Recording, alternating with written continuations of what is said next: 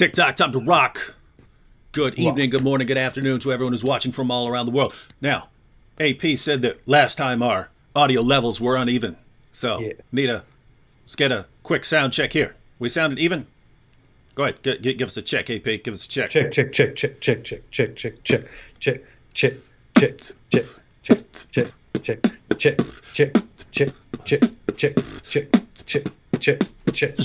Okay. How's that? Is everyone sounding all right? Good.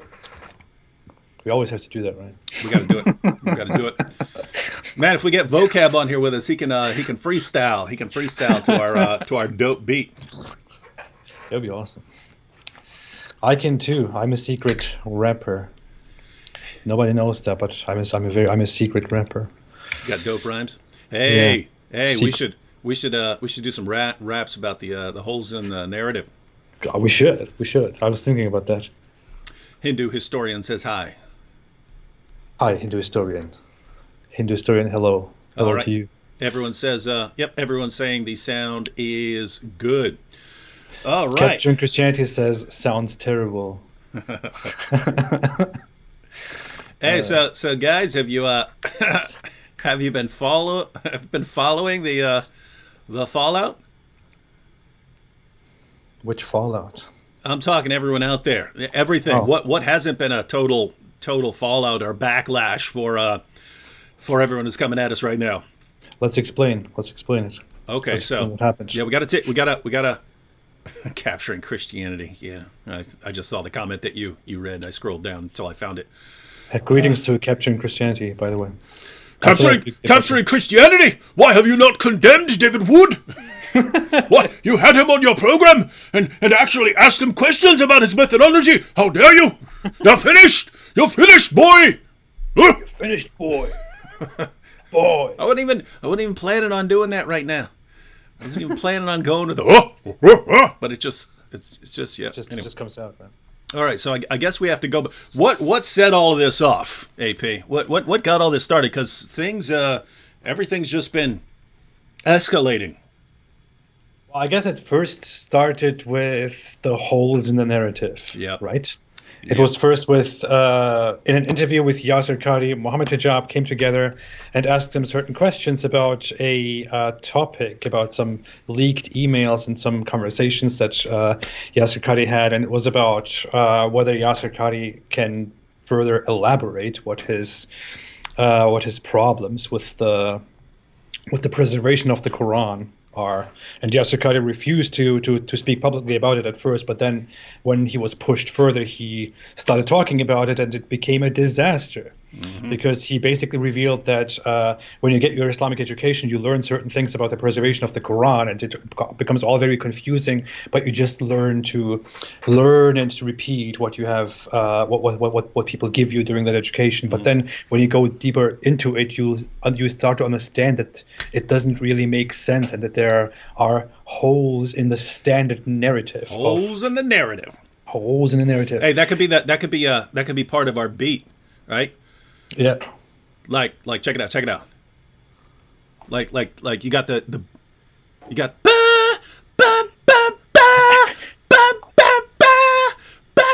holes in the narrative, right?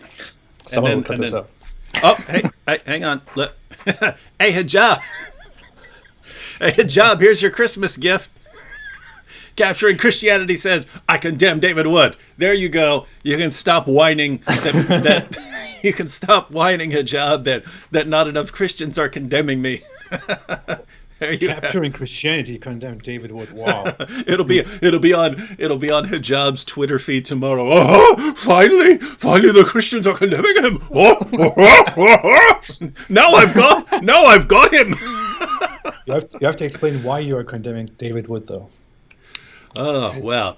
All right. Go ahead and continue. So we had the holes in the narrative. Now, so we had the holes in the narrative.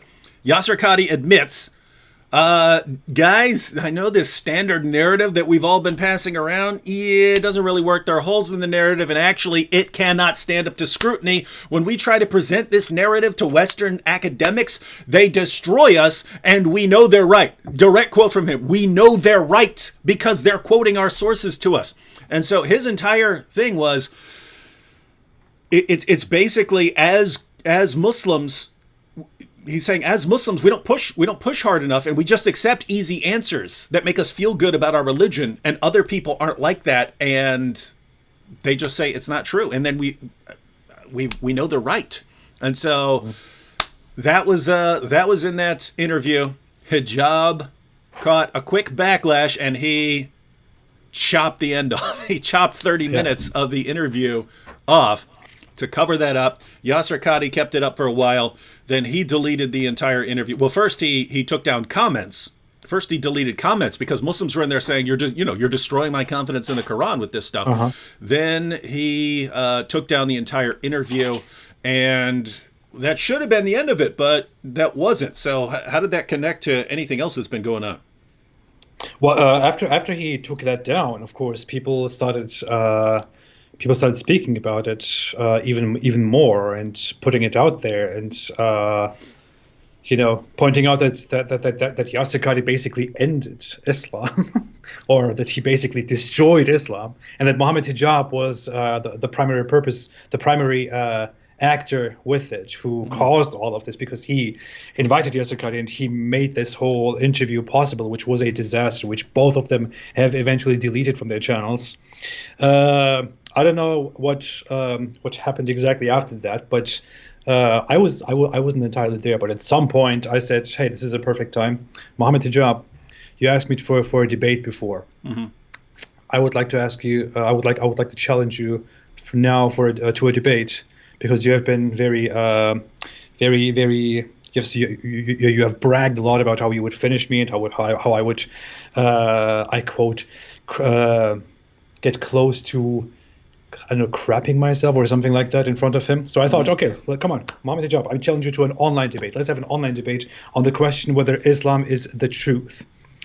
And then Mohammed Hijab was like, first he ignored it, and then I said, look, he's ignoring it because he's a coward, because that's what he does, right? He challenges people to debates, and when they reject or ignore, he calls them cowards. So I said, look, Mohammed Hijab is a coward. He obviously doesn't want to debate the topic of Islam itself with me. He always goes after other people or goes after other people's beliefs. Eventually, he came and said that he wouldn't debate me because he's too good for me. And then he said he would only debate me if he's allowed to personally insult me. And I said, okay, fine, granted. I would normally never do this, but granted, here, you can do it. You are allowed to personally insult me during the debate. Fine. I compromised. Let's do it. Let's do the online debate. Good compromise. He started finding different excuses, like, okay, I need to be able to film it. I need to do it here and there.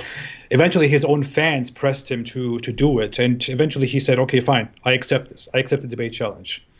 And as I announced it and said, wonderful, Mohammed Hijab and I are going to have a debate, he then suddenly said, I specified we are going to have an online debate. He then suddenly said that I was trying to squeeze in a different condition that wasn't specified before, which means that I am actually a coward because I don't want to debate him in person in London.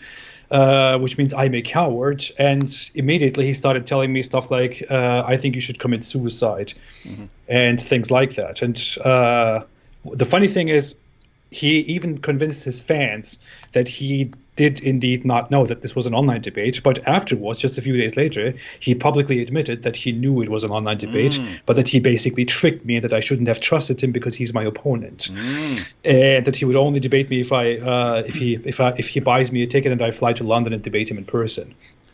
And I asked him why, and you know what he said when I asked him why? He said that I could even show that comment here, but he said that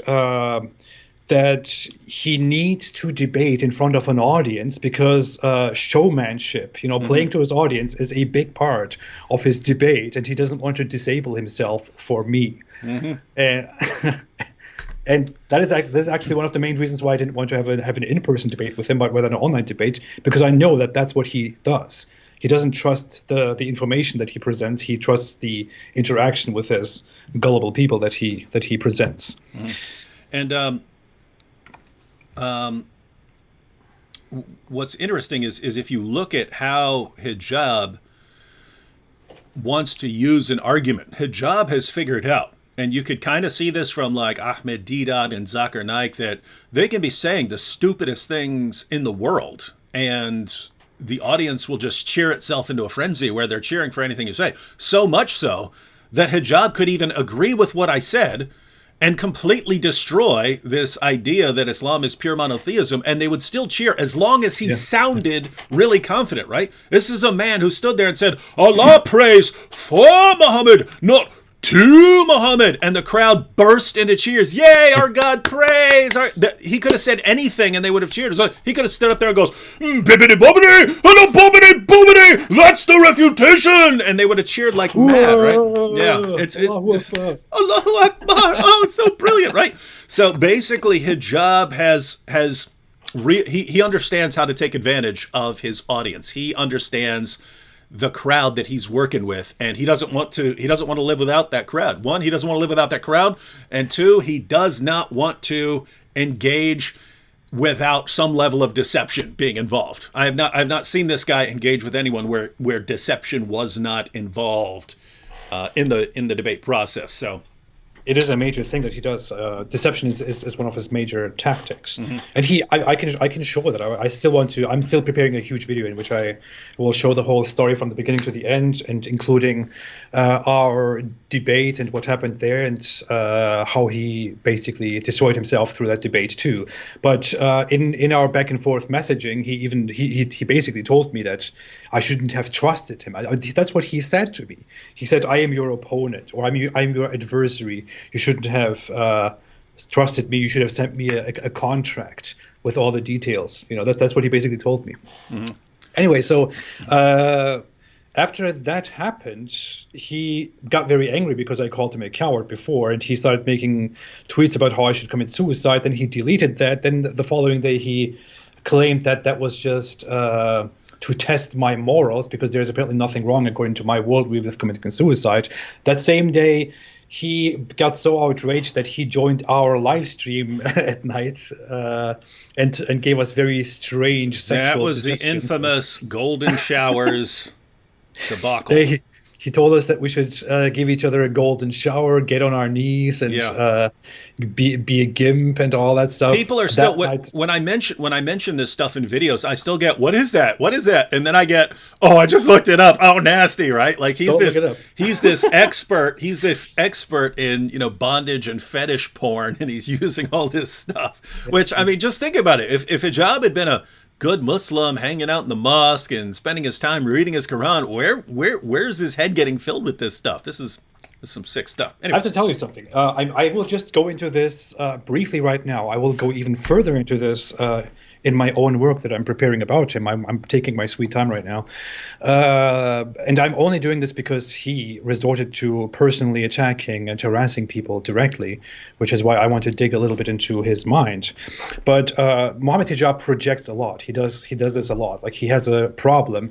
It's very obvious, and he projects that in such an obvious way onto others, and you realize that he's actually talking about a problem that he himself has. For example, he told me that day that he thinks that I am a deeply disturbed person who deals with addictions and a lack of self-confidence and stuff like that. And I thought, that's very weird, because that's exactly what I thought about you. And you don't know how true that is. We could talk about the personality type. I've seen people like Mohammed Hijab before. I've run into them in prison, and the most I can tell is they're psychologically. This is my interpretation. Psychologically, they're beta males, but they're big, strong dudes, and so people have been sort of treating them like they're the strong leader their entire lives. And so they have this kind of double life where me strong, me strong. Whereas if you push on them just a little bit, they immediately start breaking, right? Yeah. And if you think about hijab, right? Someone who's really tough and confident in his abilities doesn't need to go around trying to trick people into getting an advantage. You don't need to do that, right? A real confident man walk in there and say, all right, what do you guys got? What do you got, right? Hijab, oh, what can I do? Hey, can you get him to agree to this? Can you get him to agree to all these rules that I will then break because I don't have to follow them? Oh, hey, guys, can you trick him into coming on, making the apostate prophet think it's just a discussion, and then I come in here, ha-ha! Can we do that, right? A really confident individual does not need to do that, right? Someone who's deeply insecure needs to do that. Also along those lines is, notice, he'll be talking trash. Oh, I will destroy you all. Oh, I'll take everyone on. And as soon as you, okay, let's go, it's, will you condemn him? Oh, Patreon, will you come to my rescue? YouTube, will anyone help me? Right? Notice, as soon as you call him on his aggressive nature, he immediately starts looking for someone to help him and rescue him, right? Who is that? That's someone who psychologically wants to have a protector, a stronger person who's helping him, and he's supposed to be second. He's supposed to be carrying out orders. That's how he is psychologically. But he's been treated, because he's 6'6" and a giant, he's been treated like he's in charge. He's the strong one. He's the man. And so he has this kind of double life, and it results in this kind of outward aggression, but inward insecurity. And you immediately start noticing that as soon as you start poking him. So I don't know if there's a name for people like this. You might call them like big boy betas or something like that. The who have the beta male psychology, but who are big and strong, and so everyone thinks they're these really tough guys. And so the result is he walks around, I'll fight you, and as soon as someone says, okay, let's go, oh no, who's gonna rescue me from this guy? Will you help me? No one's helping me. I don't know what to do now. Wow.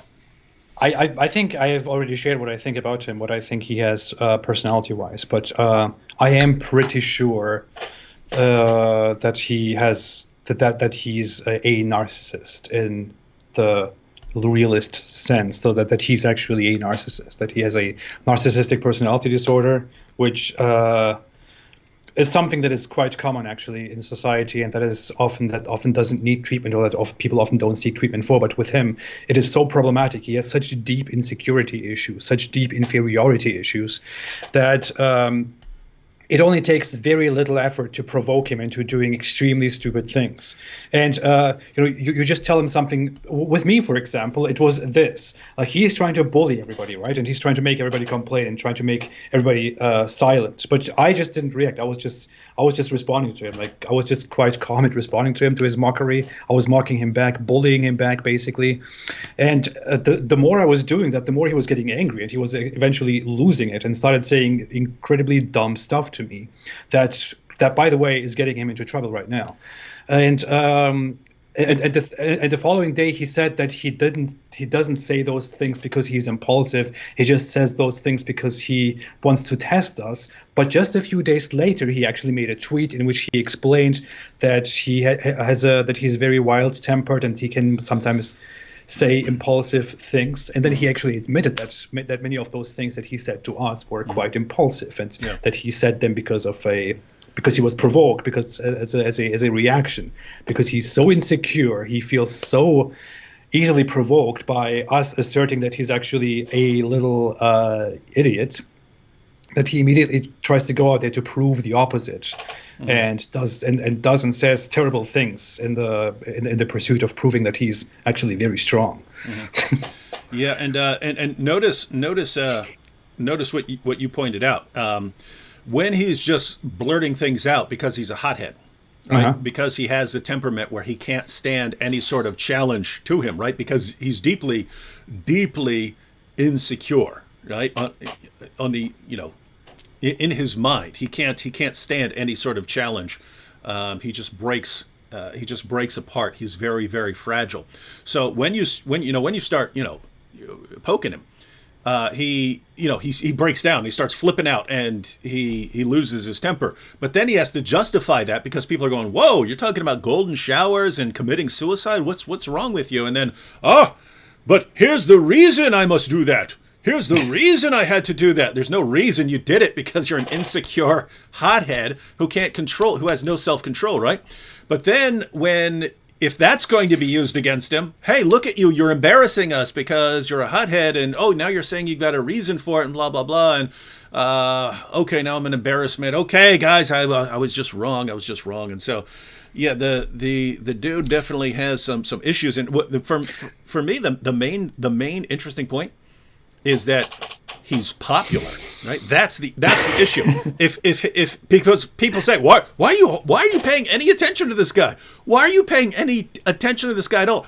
Because he's popular. If he were just some random dude on the street, we would not be paying attention to him. This is a guy who's trying to influence the next generation of Muslims, and this is a really, really, really weird dude, and he's revealing some interesting things about Islam. I've seen Muslim apologists who are more mature than he is, but who are not less extreme, I would say, but who are more mature than he is and who wouldn't do the stupid things that he does. Everyone's more mature than him, yeah. I've seen Muslim apologists or Muslim scholars come out and implicitly talk about him and his actions, or implicitly talk about the current Dawah toxicity that is going on. And quite influential people too. And these people say these things, but they don't have any impact because those young and dumb people still attach themselves to Mohammed Hijab and still roll with him no matter what he does. And even if he says completely ridiculous and even wrong things, even if he says things that clearly go against Islam, that clearly go against the jurisprudence of Islam, the consensus of Islamic history regarding legal rulings, even if he contradicts them and thereby violates the fundamentalists' code that they are all supposed to stick by, they still don't shut him out because they like it. They like how he's loud and how he how he just insults people and attacks people, because that is their value, because they cannot convince the world. I mean, they have been trying it forever and they cannot convince anybody. Islam doesn't convince anybody. Muslim apologists can't convince anybody. Nobody out there listens to these Muslim apologists and thinks, oh yeah, this is so beautiful, that makes so much sense, that is also so rational, I will believe in that now. It doesn't convince anybody. So what they need to resort to is to insult people instead, to personally attack them instead, to humiliate them. And that's where Mohammed Hijab comes in. He fills that role. He becomes the leader of that toxic personality that they all desire, and that's why they support him no matter what he does. Yeah, and that's something I noticed. We've pointed this out multiple times. That's something I noticed a long time ago. You have the really nice, peaceful Muslims like Nabil and his family were, and so on, and but you have this aggressive group as well, and they're looking for a different kind of champion, right? Like the nice, calm Muslims, they're looking for someone like Shabir Ali to represent them, and so on. But there are also massive numbers who are looking for me strong, me hijab, right? And so why didn't these Muslims have their popular representative? And it's because the organizations, the Muslim organizations didn't put these guys forward, right? Whereas now these guys can become popular because of the internet, right? People like Mohammed Hijab and Ali Dawah and these guys can become popular because of the internet. And then if they become popular enough, well, the organizations want to work with these guys because of their popularity and stuff. And so you're seeing the rise of actual avatars of Islam. And so pretty cool stuff. And these are really, really awesome times to be in. So as far as the most recent, let's get up to date here. So we had the golden shower stuff. He started talking about that.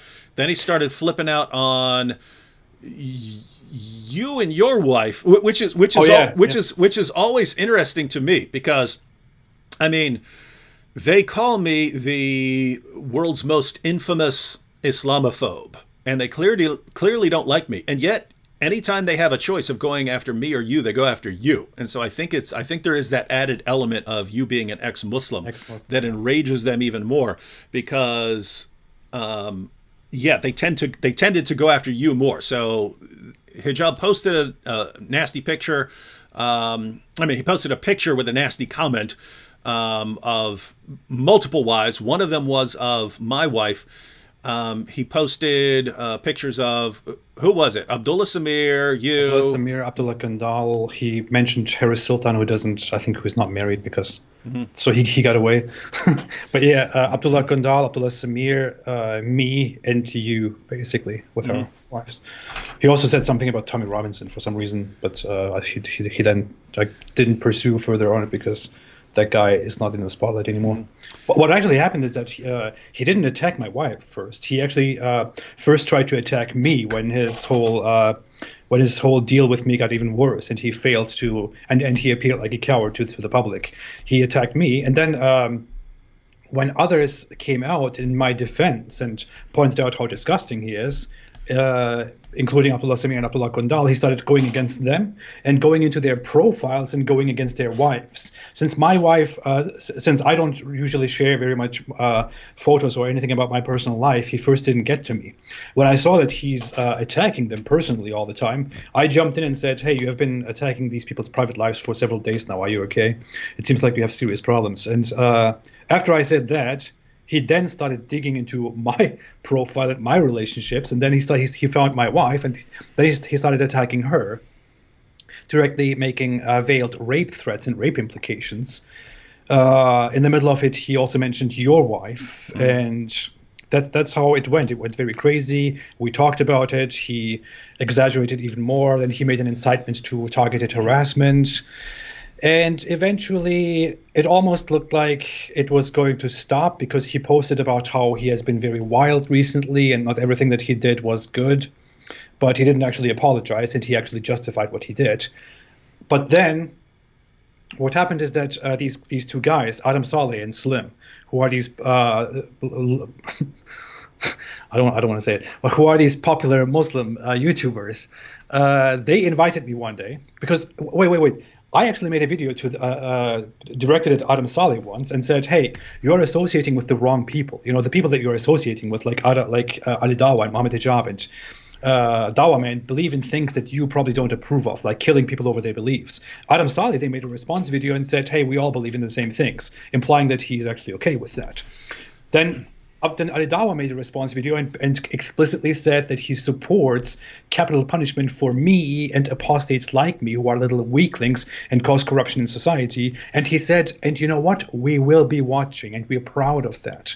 So he said, we will be watching. You know, he's not talking about a hypothetical situation. He's talking about the Islamic State that he would like to see in the future, or that he should see in his lifetime. And I invited myself on Adam Saleh's podcast, but they rejected me first because they even said explicitly that they don't want me to influence their viewers and point out the bad in Islam and manipulate them into thinking my ways. And that was so pathetic. I made that public on Twitter. Afterwards, they suddenly one day contacted me, said, hey, do you want to come on our podcast within 1 hour? And I was like, okay, sure, yeah. So that was get ready. Slim, Adam. This is Mohammed Hijab. Huh? I have a plot. Allah's the best of plotters. Invite him on. But then, hey, I come out after 10 minutes. Ha ha! It's me, Mohammed Hijab. Me strong. Funny. So they invited me. I joined them. I was thinking, why did these people invite me right now? Do they feel embarrassed, or do they have a plan? I thought they probably have a plan. They would probably bring up somebody. It will probably be Ali Dawah, and I will say, I'm not going to talk to you. Goodbye. Have a good day, is what I thought.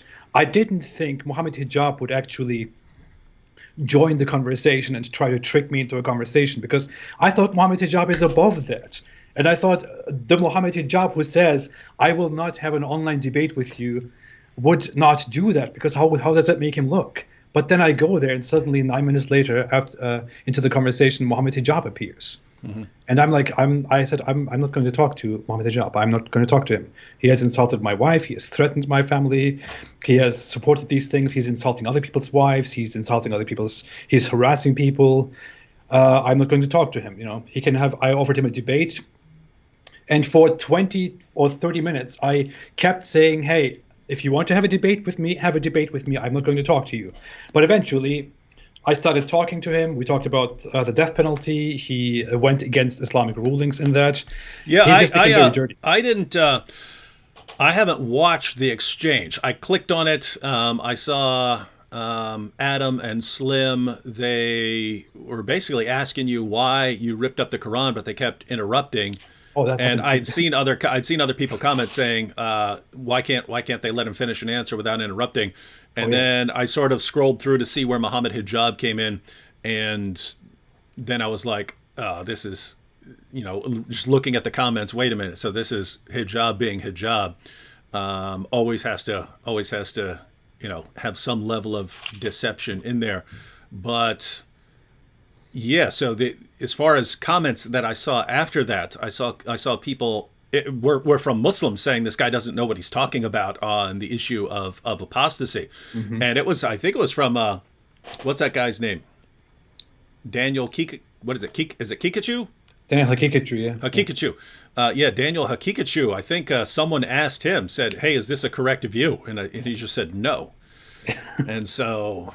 But yet he didn't openly talk about it. He would have normally talked about it if a different Muslim apologist or scholar said something that goes against Islamic rulings, but he didn't openly say anything about it except saying no when it was Mohammed Hijab that openly went against Islamic rulings. Because they don't want to have a disagreement with Mohammed Hijab, But so the Quran ripping was there. They were basically trying to take advantage of the fact that I ripped the Quran apart, and they were trying to, use that to make me initially look bad. To what's it called? To mud the puddle? Is that what it's called? Muddy the water. Yeah, muddy the water. You also have the poison the well. Yeah, poison the well. Whatever. They wanted to poison the well. Yeah. They just took advantage of that situation. I ripped apart the Quran. They started with that to make me look very terrible to Muslims, not let me speak about why I did that, ever, and then move on and bring Mohammed Hijab in, not let me speak about things. I didn't even want to speak about things. I didn't even want to debate, so I just threw some questions at him, laughed. I still reiterated that he should have a debate with me, and he refused to have a debate with me. And I asked him, if you don't want to have a debate with me because I'm so low, then why are you here talking to me and plotting against me for so long? So that's all that happened. Afterwards, he went crazy. He wants to report us to Patreon. Yeah. So that's, and by the way, that's actually funny, right? Like, you're finished. You're beneath me. Your careers have been destroyed by me, and yet they're all joining together. Patreon, can we get them banned? Like, why would little idiots, people whose careers are over and who are completely insignificant? I don't spend a lot of time focusing on them. I ignore them. I have to say, somebody's asking if my online debate invitation to Mohammed Hijab is still on the table. I have to say something. Although he did very disgusting things, and he talked about my wife and my families and about myself, just to show what kind of a dirty individual he is and what kind of a coward he is and how weak he is, yes, it is still on the table. I still think Mohammed Hijab should take the opportunity, and if he's so strong and if he trusts his beliefs so much, actually sit down and have an online debate with me about whether Islam is the truth, as I offered it to him 2 months ago, and we have been fighting over it for so long, and he has accepted it and rejected it. Do it. Why is that so hard? Why do you have to reject that and then come together with your dumb friends and make a plot against me to trick me into this conversation where you don't even bring anything convincing? Hey, P, so the response will be, no, I will only face you if you come to the UK. And come face me face to face at Speaker's Corner. That's the only way. But then, like, probably a couple days from now, he'll call me and be like, okay, if you agree not to tell him, since I know that you will keep your word, David, then you must have me over to your house And when you're starting a random live stream with the apostate prophet, I will jump out. Ha ha! I'm ready for our debate. Ha ha! It's got to be something. It's got to be something like that, right? It is so dumb. These people actually, when he came in, I reacted with anger. I was like, I'm not going to talk to Mohammed Hijab. That's what I said. I am not going to talk to Mohammed Hijab because he insulted my wife. I made him an offer. He rejected it. That's what I did. Mm-hmm. You know what those people said, including he himself? They made it look like I was scared of him when he came into the conversation. Mm-hmm. Like I was afraid. I was terrified. I was scared of Mohammed Hijab because he came in. How does that make sense? I am here for 1 entire month telling him, you coward. Let us do it right now. Let's have an online debate. Let's have a third-party platform moderator. He was the same way in a live stream with Vocab after the debate I had with him. I pointed out that because, probably between a quarter and a third of the Muslim debaters I've faced, between a quarter and a third of the Muslim debaters I've faced, have used deception, have demanded that we agree upon rules that they then broke, and then had clearly had no intention of following because they don't believe they have to follow any sort of rules. And then so you don't want to agree to rules with these people, and yet they call you coward if you don't. Oh, it's because you're scared. Oh. So I basically said that the debate that I was in prior to that was in Philadelphia, I believe, or somewhere close to it. And it was with Robert Spencer and me versus two Muslims. Same thing. Here's the list of these things that you have to agree to. They broke them all and then gave themselves just additional time because the moderator was a Muslim. And so they just broke all the rules, gave themselves extra time. And Robert wanted to get up and walk out or interrupt it. And I said, no, look, man, just stay calm, wait till it's over. Then, we can say it in a video afterwards. And then later on, I was like, no, why do I always let these guys get away with this stuff? Instead, we should have walked out. When people say, why'd you walk out? It's because you broke the rules. So anyway, so that was my thinking going into the hijab debate. And so I mentioned in a live stream, I said, once I realized he's breaking the rules, the moderator's not enforcing the rules, this was all a sham. It was all, hey, let's get David to agree to these rules because he will follow them no matter what we do, whereas we get to then violate them. I said, I wanted to walk off stage. I planned multiple times. I should just finish what I'm saying and then walk off. And then, maybe if they run up and say, okay, we're going to honor our agreement now, then maybe I walk back, something like that. But of course, Hijab takes the clip of me saying, oh, I wanted to walk out. You see, it's because he's scared. It's like, I have this disgusting behavior that everyone in the universe except me and my followers thinks is reprehensible. And when I behave like this, people just want to get away from me because I'm engaging in deception and just horrible behavior. And when you say, gosh, I do not want to be around you, you're a liar, you're a horrible person. It's because you fear the power of Islam. What an ideology, dude. What an ideology that produces this. I don't know anything else that produces it. No, it's unique. It is unique. It is so dumb. Here's a quick comment here. Michael Coyne says, how is it that David is chilled and he is or was a psychopath? I don't mean to be negative. And Mohammed Hijab is less controlled. Michael Coyne.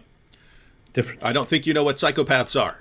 Psychopaths are very, very calm. You could do horrible things to a psychopath. He won't lash back out. He will start plotting, right? You might be thinking of sociopaths. Sociopaths tend to be hotheads, and that's the classic phrase. Hot-headed sociopath, cold-blooded psychopath. So psychopaths are notoriously unemotional. They can be greedy and they can be violent and things like that, but they do not react much if you try to provoke them. And if they do show a reaction, it's because they did a quick calculation on what is the best way to react, right? So in other words, if you ever see me flipping out, I can't believe you, that's because I thought to myself, this is the appropriate image to project to this person right now, right? Because there are situations where it's best to be as enraged as possible, right? If you were cornered by 5 guys and they were about to beat you to death, It's in your best interest to be just flip out and be as enraged and go into a berserker frenzy or something like that, right? So you can actually calculate that stuff. But Mohammed Hijab is an insecure, borderline narcissistic person with some serious issues. And that's why I told him, remember when we started talking about this, when he started talking about everyone's wives, we were on a live stream and I said, how many times did I tell him? Like 30? Dude, you do not want to go this route. You are not made for this. I said, you're not made for this. Your ideology is not made for this. You're easily provoked. This is not the route you want to go. And of course, we see once again, D. Wood, right. You know how these people are? That's what I noticed. Mohammed Hijab's fans, before I had a conversation with him, maybe you know the context, I'm going to talk about it, but when I asked Mohammed Hijab about the death penalty for apostasy, because his dumb friends denied it. They said, "Oh, Islam doesn't kill anything. Like Islam says, if you kill one person, it's like you've killed all mankind." That typical talk. But when I asked Mohammed Hijab about the ruling for apostates, the death penalty for apostates, I asked him, "Can you please clarify what the punishment for apostasy is?" He then went ahead and said that he actually believes that. While he understands that capital punishment for apostasy is a classical opinion, and that his friends, including Dawah, for example, advocate for that and approve of that and reiterate that, he personally thinks that ex-Muslims apostates should be relocated to a non-Muslim country instead. But don't think well of Mohammed Hijab. He doesn't actually say that very genuinely, and because he's so concerned about the lives of people, he only says that because he thinks at the current stage Islamic states would face a lot of backlash and power, overwhelming power from other nations, from other states if they implemented such a law. He only thinks at the current stage Islamic states should relocate apostates. So anyway. But Mohammed Hijab's average fan normally thinks that I should be executed and that apostates should be executed, that people who leave Islam and speak against Islam should be executed, and they don't see any problem with that. Now, but look, this is how they work. This is how they are.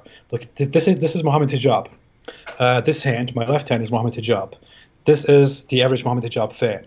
Now, this average Mohammed Hijab fan says, apostates should be executed, apostates should be executed, apostates should be executed. This is Mohammed Hijab. He's also saying, apostates should be executed, apostates should be executed, apostates should be executed, apostates should be executed. And now this is how the change goes. I think apostates should be relocated, apostates should be relocated, apostates should be relocated, apostates should be relocated. This is how it goes. This is how these people go. Yeah. Immediately, without any question. The average follower, without any question. This guy was just saying like 5 seconds ago, he was saying apostates should be executed, apostates should be relocated, apostates should be relocated, apostates should be relocated. That's how they are. That's how their mentality works. Yep. They switch immediately according to what their leader says, no matter if it's right or not. Mm-hmm. Now I just pulled up your video, why I am ripping apart the Quran. Oh yeah, 931,000 views. Only a week old. 931,000 views. Now this is what I find interesting. All of this was the result of Hijab. Hijab saying, "All right, I'm going after everyone's wife now." Right? I'm not just going after you. I'm going after your wife. Notice everyone, and this is going to keep coming up over and over again. People like Hijab and Ali Dawah and Adnan Rashid, these kinds of guys, Farid, they're looking for a way to control you, right? The standard way is just praise and blame. If you don't do what we want, we will call you a bigot and an Islamophobe, and that's good enough to control most people. But if you do what we want, we will praise you and say, "You see, this person is a good person. Yes, we like this person," right? So they control a lot of people this way. Then if that doesn't work, then it becomes, more just showering people with abuse. And if that doesn't work, then okay, that's not working. Let me go after. Let me start sending threats. Right? We'll kill you. We'll slaughter your family. And it's what they're doing is, hey, what will work? What will allow us to control this person's behavior, to enforce the same kinds of things that we would enforce in Muslim countries through laws and penalties, but we can't in the West. So we have to use other means of pressure and control. So they'll, start heaping threats on you and stuff like that. And if that doesn't work, now you have hijab. Now, well, I'll go after all your families and this and that. And if that doesn't work, well, let me go get other people to condemn you. William Lane Craig, will you condemn him? Hey, Christians, will you condemn him? He starts going that route. That doesn't work. Let me get them canceled from Patreon. Everyone, flag their account. Right? Let's try 50 different ways. Let's try 50 different ways of controlling this person's behavior to figure out what will actually work. Well, that's the standard method, and they just simply do not understand that there are people who are not going to be controlled by any of those methods, and they can't figure out what to do. So they just start flipping out and embarrassing themselves, trying to control people who do not fall for those stupid methods that lots of other people, let's face it, do fall for. So with the ripping apart the Quran, this was right in the heat of Mohammed Hijab posting attacks on everyone's wives, trying to figure out how to control us, and me sitting there thinking, warning him repeatedly, dude, you don't want to do this. And what I'm saying is, you're not made for this. In other words, I know how to control your behavior. You don't know how to control mine. You can try 50,000 different ways. You're not going to control our behavior, but I know exactly how to control your behavior. So what did I do? Took a little bite out of Surat Al-Fatiha. Little bite out of Surat Al-Fatiha, chewed it up, spit it out. Everyone loses their minds. Hijab stopped posting about the wives because now his attention has been completely redirected, and he's been flipping out ever since. Well, what happened was everyone's flipping out about that, and they're freaking out. And you didn't do it. You didn't do it, AP. But you almost I think you fell out of your chair laughing when I did it, right? Yeah. And so people start flipping out on you, and this is around the same time that Ali Dawah had already posted his video saying, yeah, if we ever get our way, you're dead, dude. In our ideal world, you are dead. We are coming to kill you. That's what he was saying. Yeah. And so you were really, really annoyed, saying, I was mad at the hypocrisy. Yeah. It's wait, you guys flip out over a piece of paper, and this guy's saying he's going to kill me, and you don't care. You just don't care at all. And it's really not just Muslims. It's everyone in general. You would expect there to be massive outrage. Yeah. How dare this person? If a Christian started saying, yes, we're going to go kill people, it would be international news. Man, right? If a Christian refuses to bake a cake, people lose their mind. Yeah, they lose their mind. Oh, you won't bake a cake? Oh, it's the end of the world. We'll take you to court. And here you've got Ali Dawah. Yes, we're gonna kill you. We're gonna kill you for reals.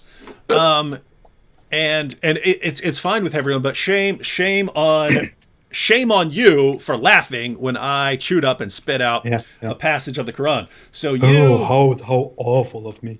Yeah, so none of this was planned, but you start tearing up the Quran, and then I kind of joined in, and now your video has 931,000 views on YouTube, and lots of people are flipping out, and they don't understand. Actually, wow, it went up 1,000 in the past couple minutes, so now it's 932,500.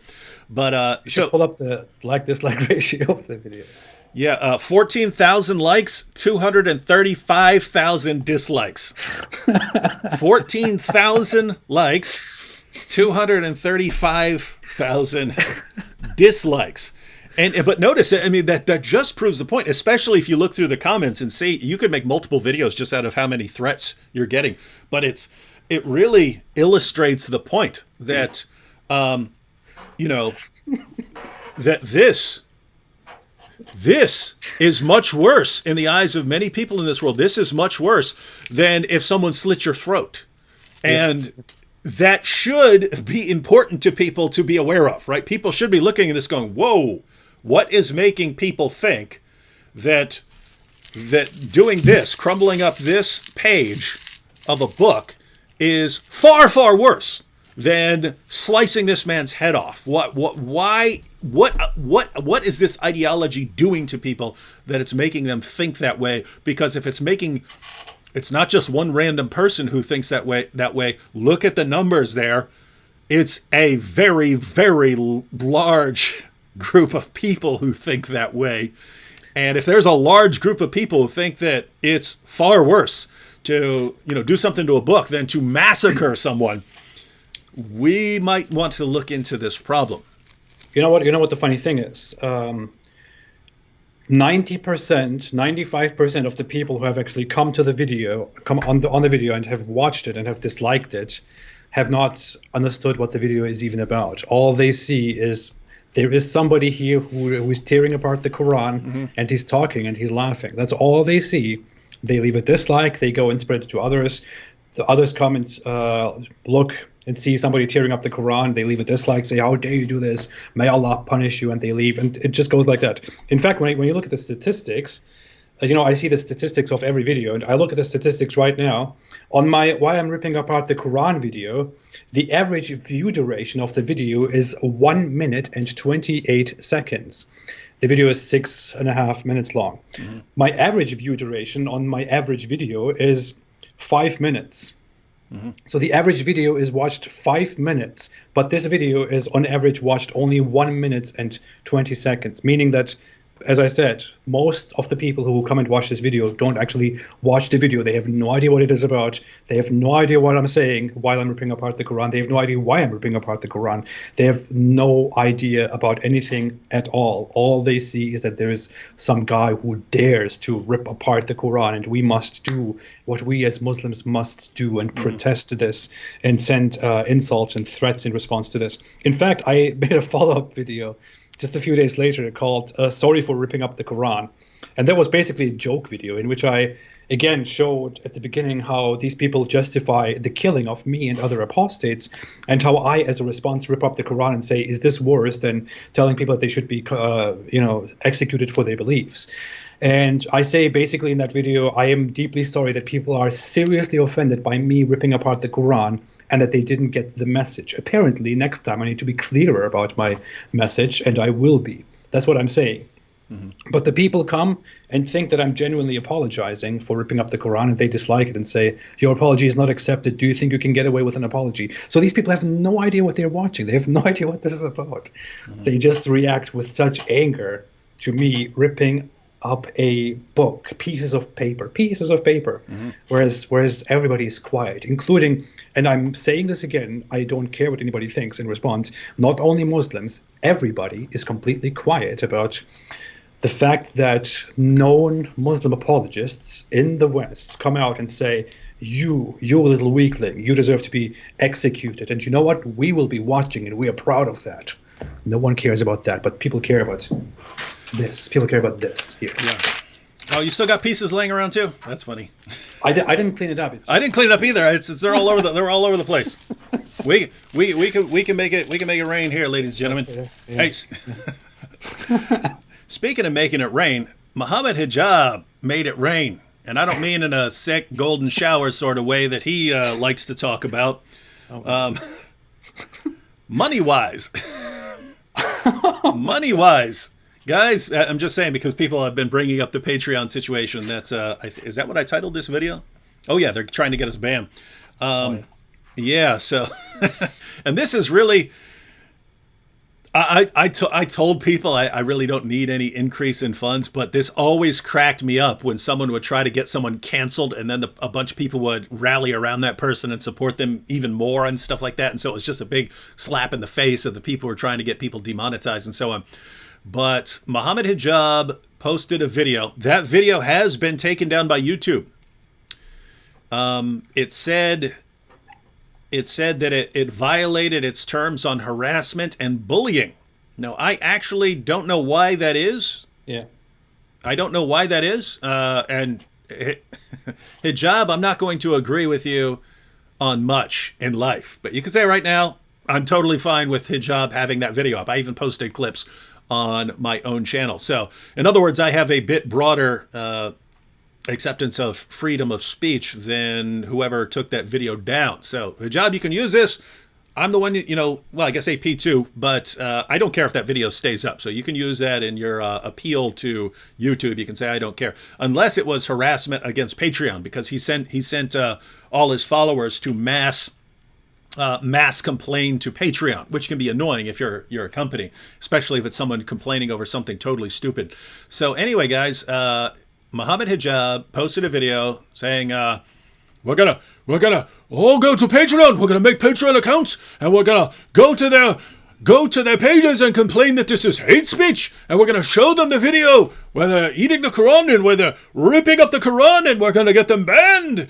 And so I posted a video last night pointing out that people did that. I mean, pointing out that that Hijab did that, and that people were going and complaining and filing all these false flags.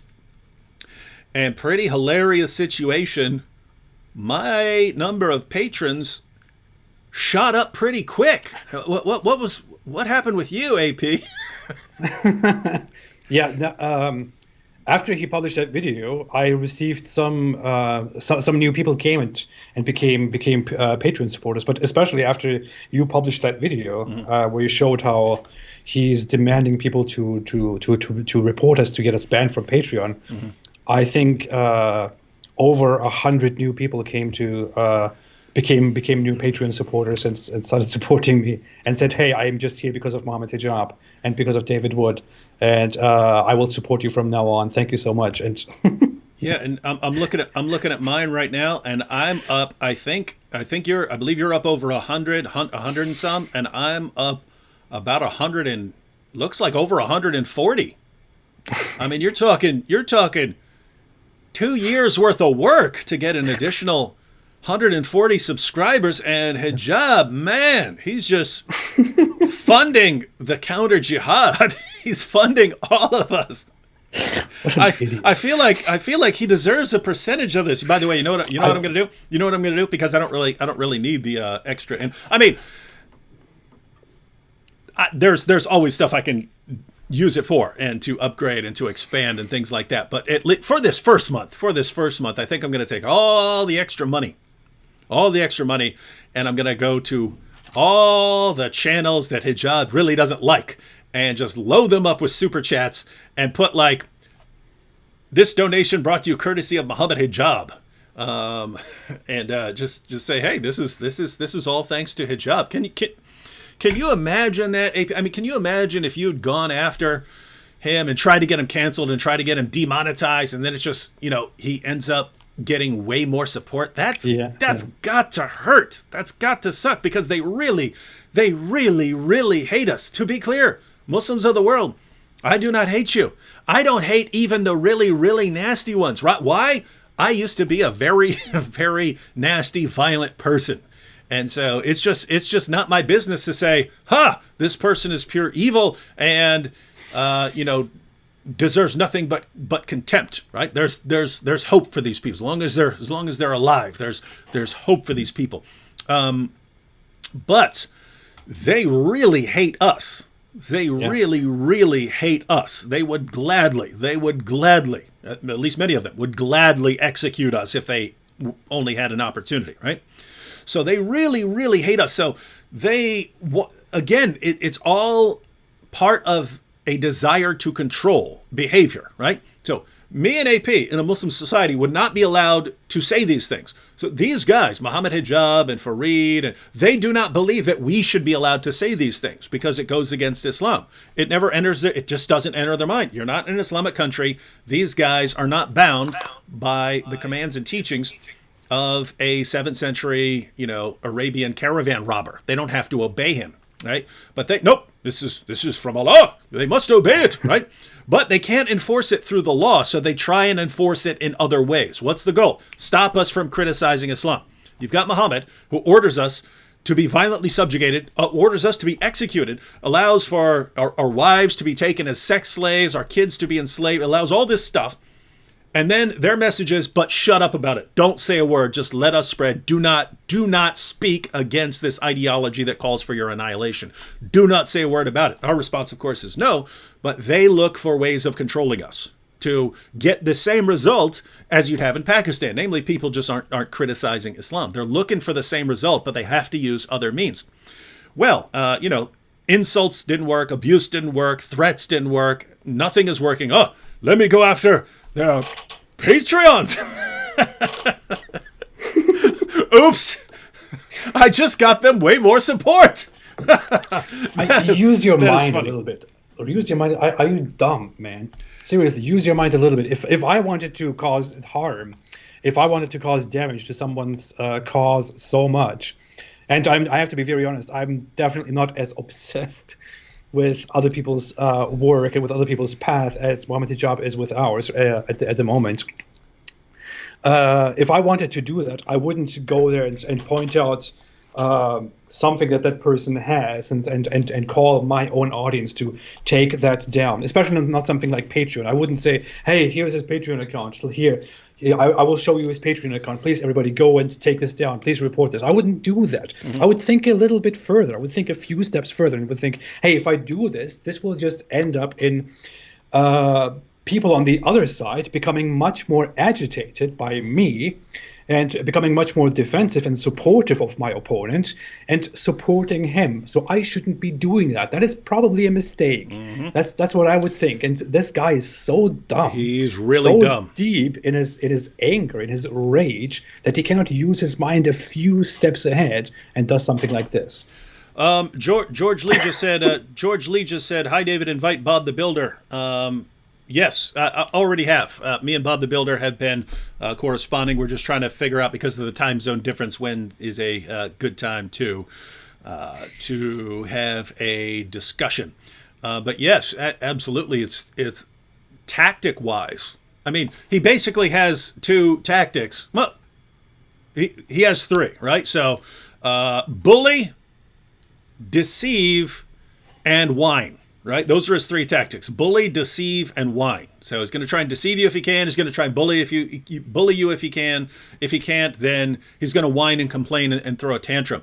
So his tactical toolbox is rather limited, especially when we know the dude cannot stand criticism. He can't.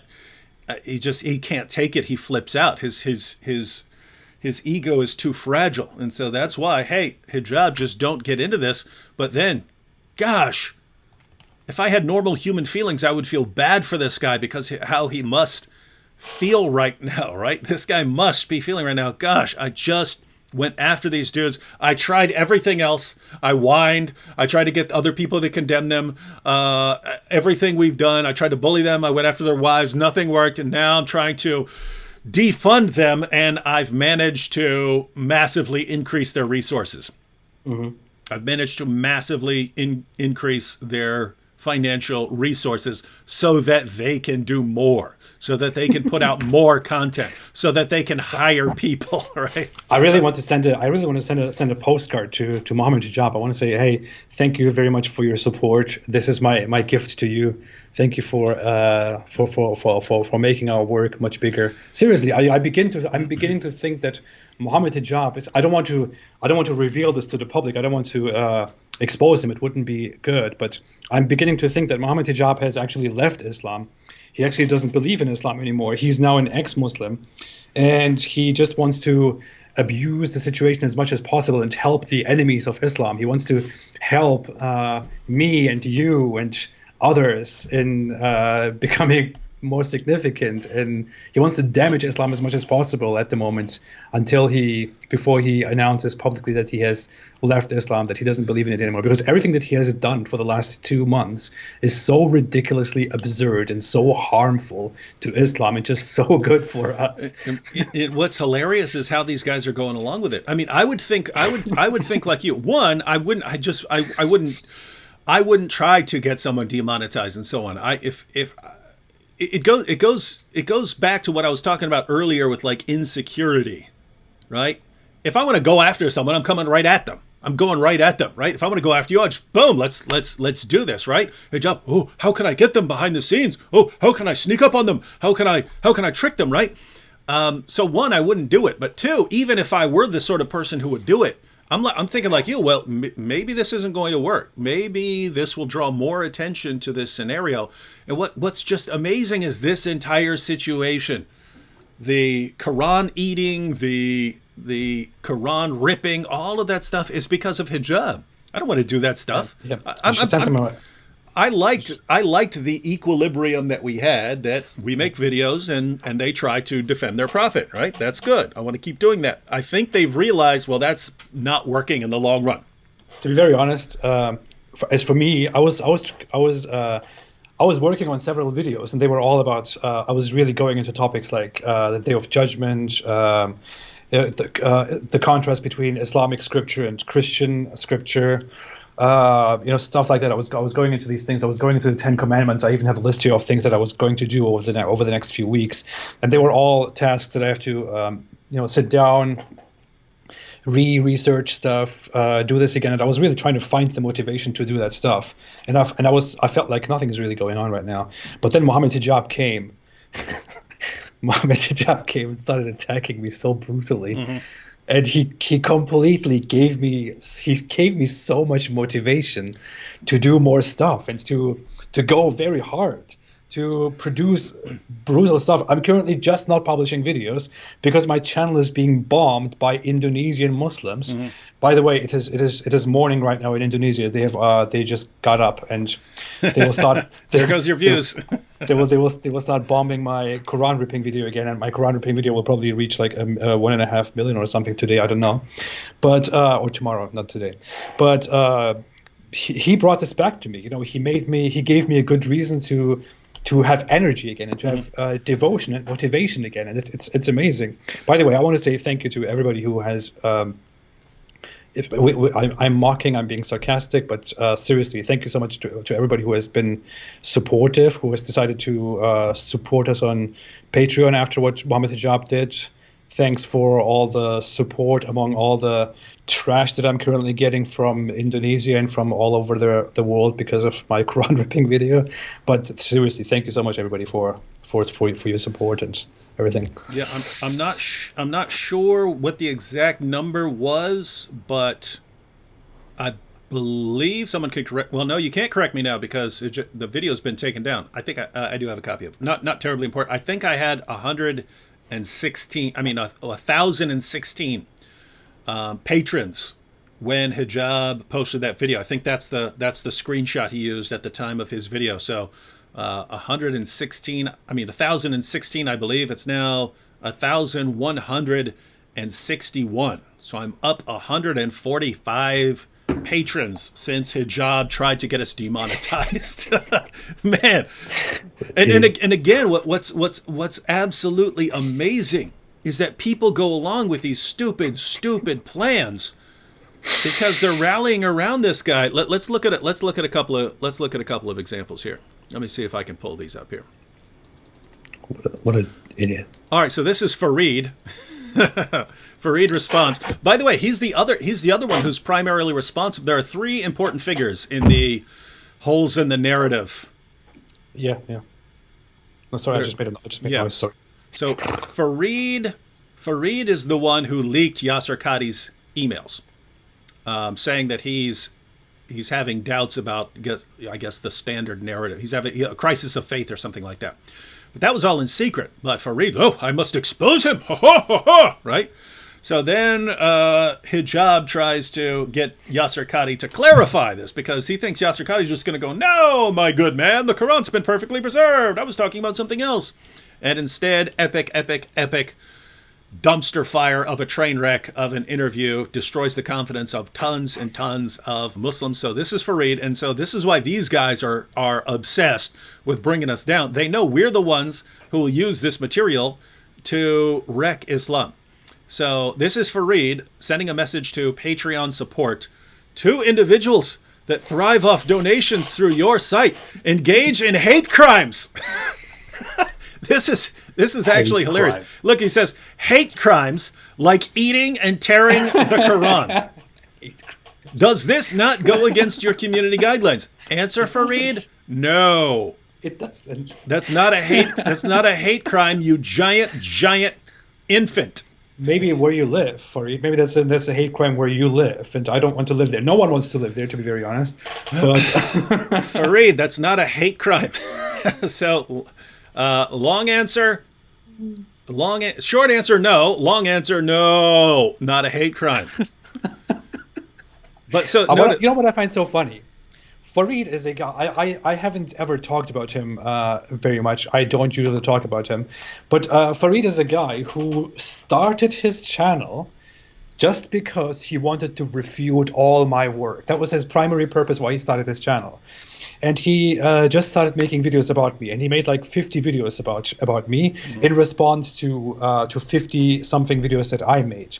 And according to him, those videos completely destroyed me and refuted every major thing that I said about Islam, refuted all my major videos, all my major topics. And what he did afterwards, when he was done with me, when he announced that he was done with me, is he said, from now on, Apostate Prophet is completely destroyed. We are done with him. Brothers, everybody, we should also, from now on, be done with him. He's destroyed. He can never come back from this. He has been finished. And this and that, and then watch him crumble now. But then, see, nothing happened. I'm still going on. I'm still here. My channel is still growing. People are still watching my videos. No one cares about this guy called Farid, which is why people come here to post his the links to his videos. But my average viewer goes there and thinks, what kind of stupidity is this? Yeah. What kind of dumb refutation is this? Yeah. And it doesn't work. He claims that we are destroyed. He even blocks me to pretend that I don't exist on Twitter. I am blocked by Farid, so I cannot actually view his tweets. But then he obviously sees that all of this didn't work, so he goes into that plan to get us banned from Patreon, to end us in a way, because his intellectual ways don't convince anybody. And I have to say, I don't talk about him. The issue is that I have a problem with many of these Muslim apologists, and I would genuinely say, when we talk about Ali Dawah, for example, I don't even want to mention his name, but I did.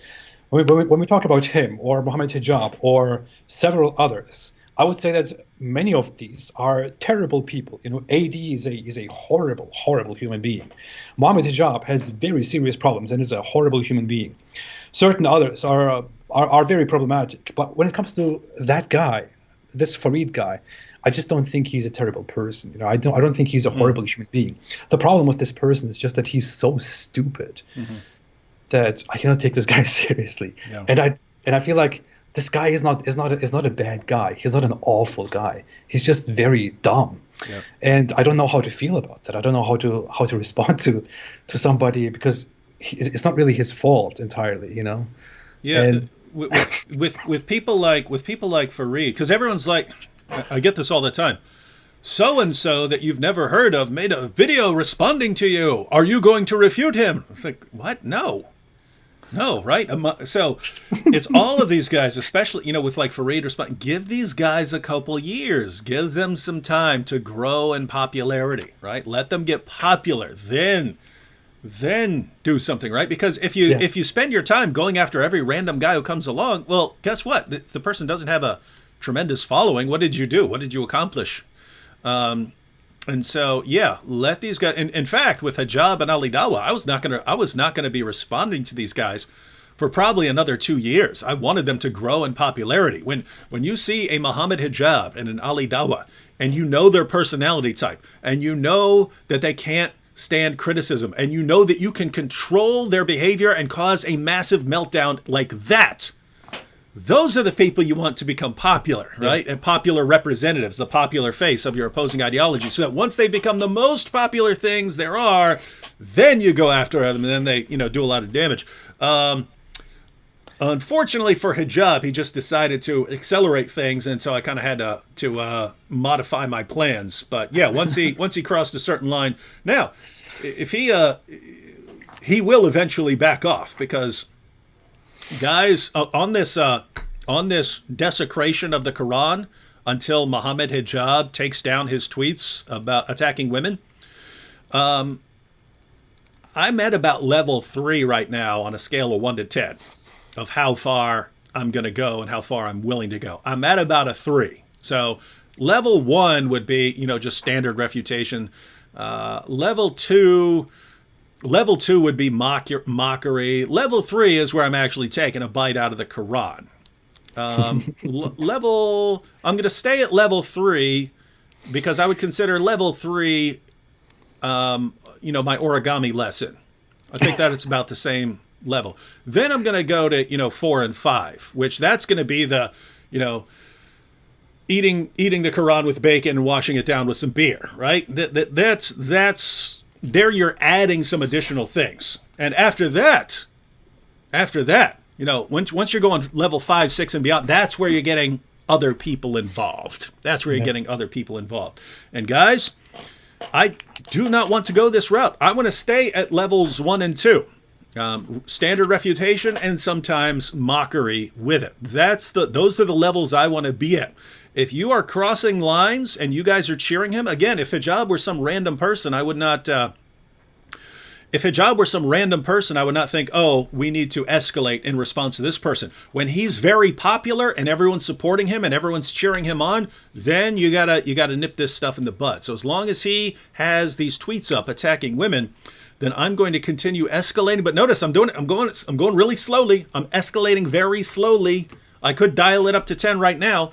I could, for the rest of my YouTube career, just keep Quran soaking in jars of urine behind me as I record these videos. I could do all of that, but I don't want to. So we're going to keep escalating slowly until we reach a threshold that Hijab just can't bear, and that's when he'll back down. And guess what? Then we're done. And guess what? I'm going to go back to leaving him alone because I want this guy to continue increasing in popularity until he's ripe. I have to be very honest. I'm kind of sick of talking to these people and going back and forth with these people. I don't ever want to actually get into personal feuds. I'm not that guy. If you meet me in person, I don't ever want to have a fight with you. Mm-hmm. But in this situation, since I'm doing these online polemics, of course it happens. And because Mohammed Hijab is such a terrible person, I'm also, to be very honest, I'm really getting a kick out of mocking him back, out of insulting him. It is fun, isn't it? I'm really getting a kick out of it because I know that he's a terrible person. I see what he does to everybody, what he tries to do to me. So when I do it back to him and I see how it works, it really gives me joy. I get pleasure out of it. I have to. Mm-hmm. I'm very honest about this. I'm really getting pleasure out of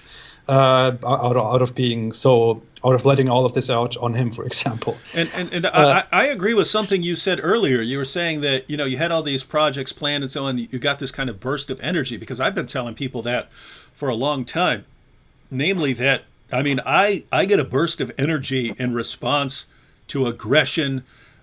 In response, especially if someone pulls a dirty stunt, and it's interesting. It's a burst of physical energy, right? I'll become instantly more focused, but I'll also get a burst of like creative energy. Like I'll come up with ideas that I never thought of before, and so it's this is what's hilarious. I mean, it's insanely hilarious.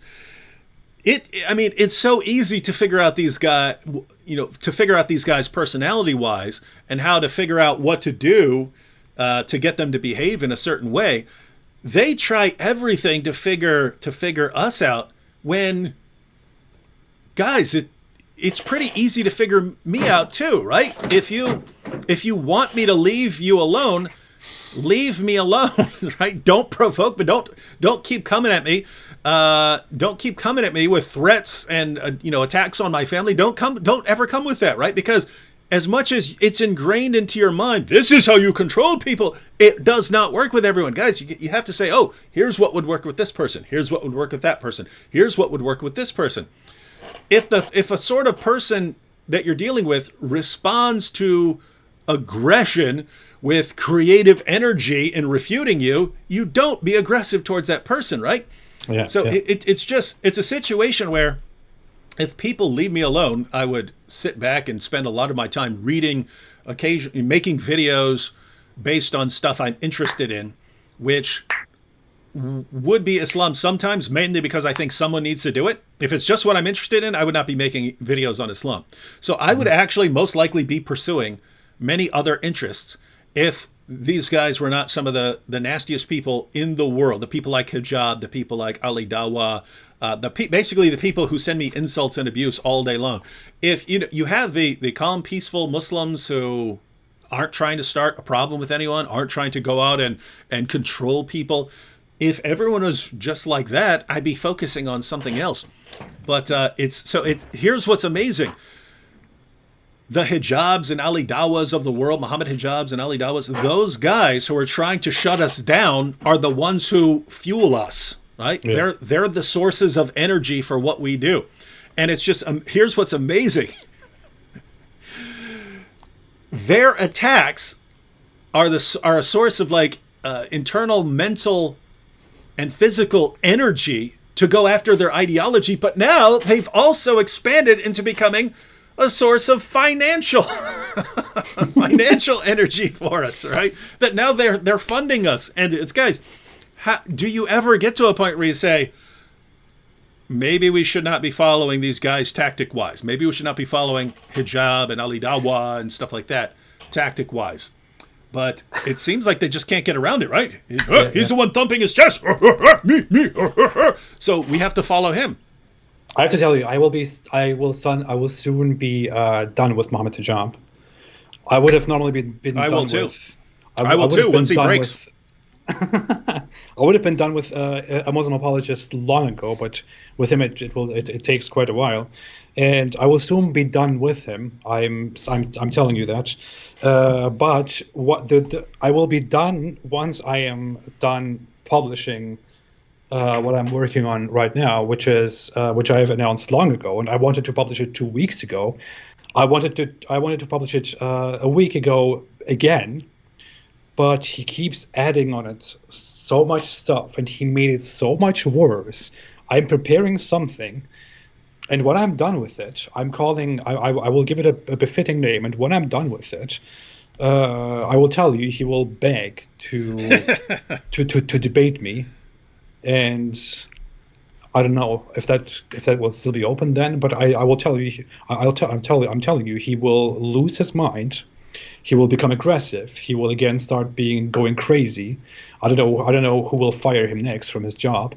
But after I publish that, I will most likely be done with him, because I really want to focus on so much more stuff that I want to talk about, more Islamic theology. There's a lot of stuff that I need to do, but I'm preparing that one thing, and it will be fun for him and for everybody else. Mm-hmm. I'm sure it will be. Let's check out a couple more of the people whose brilliant strategy is to get us defunded. And who do we have now? Oh, it's Ali Dawah. Salam and hi, I am Ali Dawah, aka your friendly Orthodox Muslim. Friendly. Apostates must die! Friendly neighborhood. Apostates must die. Join the movement below. Yeah, you want to join Ali Dawah's movement of executing apostates. Wow. So he has his pinned tweet here. Oh, look, here we go. Here's Ali Dawah. Don't stop reporting. The only reason they attack Islam is because the guy makes $10,000 a month. Lol. There's me thinking why he is so dedicated. It all makes sense. Let's see how dedicated he'll be after no Patreon. I don't mean to break your heart, Ali Dawah, but I was doing this when I was absolutely dirt poor, significantly below the poverty line. There was a time we had to actually send my oldest 2 sons to live with their grandparents because I could not afford to feed them, because I was going after your prophet. Some of the dopest videos I've ever made. It just goes, these people are the worst. The people like Ali Dawah and Mohammed Hijab, they are the worst in the world at actually reading different personality types. Ali Dawah, if I were penniless, if I had absolutely nothing, I would still be coming after your prophet. I don't know why you have such a problem here. I have to tell you something, Ali Dawah. I really want to tell you something. Most genuinely, this is the most honest that I will ever be to you, dear Ali Dawah, and I hope you hear this and see this. you may be caring about all of this because you had a pathetic life, as you admitted, and you think that Islam and hanging out with these tough people gives your pathetic life a little bit more meaning and makes you feel better than others, and it makes you feel special. You may be focusing on all of this, and this might be about that to you, about fixing your little pathetic life into a different pathetic life where you feel a little bit stronger and belittle everybody else and try to lecture and school everybody else and advocate for the killing of everybody else. Mm-hmm. To you, it might be about that. To me, it is not. To me, it actually matters. To me, the world matters. To me, it matters that I was indoctrinated by this ideology, and I know and hear of so many other people who go through the same thing. And I really don't want this culture, the culture that I grew up in, and other cultures to be absorbed and poisoned by what is going on in this world, by the culture that gives your pathetic life, as I said, more meaning in a very pathetic and vile way. I care about that, and I do this work because I actually care about that, not because I feel so pathetic. Yeah, and I really hope you get the message. Yeah, and I'll go ahead and add to that. I mean, first, we have to point out the obvious. If he's saying we're just doing this for money, well, guys, getting us a bunch of extra money is only encouraging us, right? So you guys have been getting us tons of extra money since yesterday. So, wow. Now we're even more encouraged to keep doing exactly what we've been doing because you're making us rich, Ali Dawah and Mohammed Hijab. But, dude, let me break this down to you. I'll probably say this clearly in a video. Maybe I'm very soon going to be making a response to Mufti Abu Layth because I actually like him and think he's pretty cool. So when he objected, I'm inclined to give him a good response. But I mean, one of the things I think he doesn't know what he's doing. But go ahead. Sorry. Oh yeah, I just mean he's a nice guy. Yeah. But one of the things I'll probably explain if you want to know, Ali Dawah, how this works. I grew up and did a lot of messed up things in my life. In fact, let me show you a really dumb comment here. Hassam said, I would love to see David Wood being atheist. One, Hassam, you should learn to spell atheist if you're going around trying to promote people being one. But two, no. If you're an atheist, Hassam, you should not want me to be an atheist because I am, by nature, a pretty violent person, right? So, in other words, if I were some other atheist, and there are lots of atheists like this, I've had lots of atheists say this to me, David, I think Christianity is silly, but I'm glad you're a Christian. I'm glad you're a Christian because whatever Christianity is doing, it's making you not hurt people, right? So, by nature, I was a pretty violent dude, and I ended up doing some really, really horrible things, Ali Dawah, in my life. Did some really, really nasty, horrible things. And the thing is, I believe I can be, forgiven for these things by other people. I believe I'm forgiven by God. But at the same time, you recognize you've done a lot of damage in this world, and you can't go back in time and fix it. So what can you do? What can you do? Well, if I was a horrible, violent person, did horrible things in my life, I can't go back and undo them, but I know what sort of person I am now. What can I do to sort of make things right with the world? As far as I'm concerned, I can fling myself up against the world's most violent ideology until it breaks or until it kills me. That's my reasoning, Ali Dawah. And if you think taking away money from me is going to change that bit of reasoning, keep in mind, most of the people who do what we do believe we're signing our death warrants when we start this, right? We understand, at the very least, we understand there's a good chance that someone will eventually come and slaughter us, right? So if you think people who say, I mean, Nabil was asked, we were in an interview years ago, and at the end of the interview, we were asked, where do you think you'll be 10 years from now? And Nabil said, I think we'll be dead. I think jihadis will have killed us by then, right? So The idea that people who believe that we're signing our death warrants because we realize that someone needs to confront your ideology, because we look at what happens in Pakistan and Nigeria and all these horrible places, because we look at ISIS and Al-Shabaab and Al-Qaeda. We look at these organizations and we see people like you, Ali Dawah. When we take control, we're going to kill you. Yes, we're going to kill you. We see what you do. We see the impact your ideology has on women. And we say someone has to stand against this no matter what, even if it gets us killed. That's our mentality. And what's your interpretation? It's just doing it for money. Ha ha! I take away their money. Oops, actually, I'll get them way more money. Oh no, what do I do now?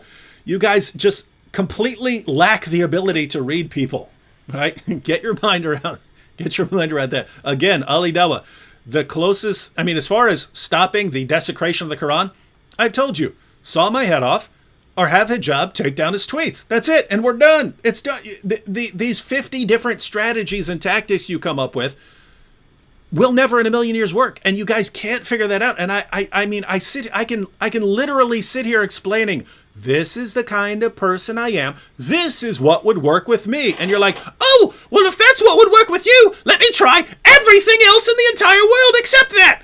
And it's just amazing how dumb you guys are. Wow. I'm proud of that. Can you say that? Yeah. I'm proud of that. We're proud of that. It sucks because I haven't really heard him. If I have to go and listen to some of his. I listened to that clip, but I can't recall exactly what he sounds like. I'll have to listen to a bunch of his clips, and then I can get a better accent down. Or a better parody. That's awesome. Let's see what we have here as far as Ali Dawah. I don't think that you will be a bad person if you become an atheist. In fact, I know for sure that after we have our debate, you will become an atheist. And don't laugh; it's obvious. But yeah, I don't think you will be a bad person if you're an atheist. I might. Hey, check it out. So this is his post from yesterday. Ali Dawah. How to report Patreon funding of David Wood and the apostate prophet. Let's see when funding stop. If they were doing it for the money or cause they really saw Islam as a threat, lol. No, why on earth would we see Islam as a threat when you're sitting there openly posting videos saying that the apostate prophet's going to be executed? Gosh, apostate prophet, why would you take someone saying, yes, we're going to execute you as any kind of threat? Hey, but check this out. Check this out. People are seriously asking me a question. I go on there and people are asking me this question. They say, so I get that you have left Islam and I get that ex-Muslims leave Islam. But why is it that ex-Muslims have to still call themselves ex-Muslims? Why is it that they still have to talk about Islam after they have left Islam? Well, what do you think? Why? What do you think? What do you think? Seriously, what do you think? We know that there are people like this and other people who seriously want to spread Islam to the world and want to turn the world into an Islamic world. And in their ideal Islamic world, in their ideal Islamic system, an Islamic state must be established. That is a requirement according to their worldview. And in that Islamic state, somebody who leaves Islam, so me, needs to be punished by being killed, by being sentenced to death, by being executed. So, of course, I speak against Islam. Are you dumb? Of course, as I exist and as I see that these people are going out there and trying to spread their religion through propaganda, a religion that, if they succeed, will execute me, of course, I will be outraged by that and know that and oppose that. Now, to be very honest, very frank with you, I don't ever believe that these people will succeed. I don't believe that Islam will succeed. I don't believe that Islam will get big. I believe that Islam will completely fail. I believe even without me or you, and even without people like us, Islam is a complete failure, and it will fail. Their plans won't work. Their wet dreams of having You're on a Christian channel, sir. A Christian channel. their Shame dreams on you, where sir! they execute people in Britain will never work. It will fail. It will never work. But still, as long as I exist and as long as I care about this world and about myself and other people like me, and as I have a little bit of empathy, I will, of course, do my job, do my part, and speak against this. I mean, how could it be any clearer? Seriously. Mm-hmm. Man. So let's go ahead and click on. So look, how to report Patreon funding of David Wood and the Apostate Prophet. Let's see when funding stop, if they were doing it for the money or cause they really saw Islam as a threat, lol. So here we have it, ladies and gentlemen. Here we have the epic instructions, and it's how to report Patreon funding of David Wood. And let's go ahead and have it.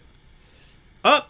The video has been removed for violating YouTube's terms of service. Uh-oh. Wow. And again, I don't even know. Again, I mean, it could be because harassing Patreon or something like that, but still, it's weird to say, hey, telling people to mass flag something is harassment. I believe that is mentioned in YouTube's community guidelines. Oh, okay. Well, yeah, if it is, then that's to incite, that's on them. Incite people to, take action against a particular person or something like that. I think that is mentioned in their community guidelines, and it's forbidden. Well, then this would be a community guidelines strike, I'm presuming, and then he got us over 100 new patrons each, and I haven't even noticed. I can make more videos. Ali Dawah tries to get us banned from Patreon. Adnan Rashid tries to get us banned from Patreon. Can point out. I don't even know who Adnan Rashid is. I think he's a joke, like, right? No, I think he's like I think he's like some kind of mentor to them. No, I know Adnan Rashid. I've known Adnan Rashid for years. Yeah. That explains everything. I mean, that guy had a little bit of communication with me for like 5 minutes, and he was a complete a failure. I don't know. He left a comment where he was saying, "Oh, you're scared. Of course, we will not debate you. No one will debate you, and none of our Muslim apologists will debate you, and this and that. You should be ashamed of yourself, and this and this. Don't delete my comment now." And then he makes a comment after that and says, "Why did you delete my original comment? You should. No one will debate you. This and this." And I go through his comments, and he left 3 comments. In the 2 last comments, he claims that I deleted his previous comments, but his comments are all still there. I see them, and people even respond to them. And then he goes on Twitter and says, "I just left this comment on Apostate Prophet's YouTube channel, and he deleted them because he doesn't want people to see the truth." But I see a screenshot of all his 3 comments still there, and I just responded to him. I said, "Hey, I don't even know who the hell you are, and I'm not asking you for a debate." So, a very strange individual. Wow. So let's see what Adnan has here. So at the top of Adnan's page, he has this. So Adnan retweeted Farid. So an important question to Patreon support: 2 individuals that thrive off donations through your site engage in hate crimes. That cracks me up. Hate crimes like eating and tearing the Quran. That's a hate crime. You mean hate crimes like saying people should be executed for no longer believing in a certain religion? Yeah, Is that a hate crime? I mean, just think about the Quran and the Hadith. Fight those who do not believe in Allah. Muhammad said, "I've been commanded to fight people until they say there's no God but Allah."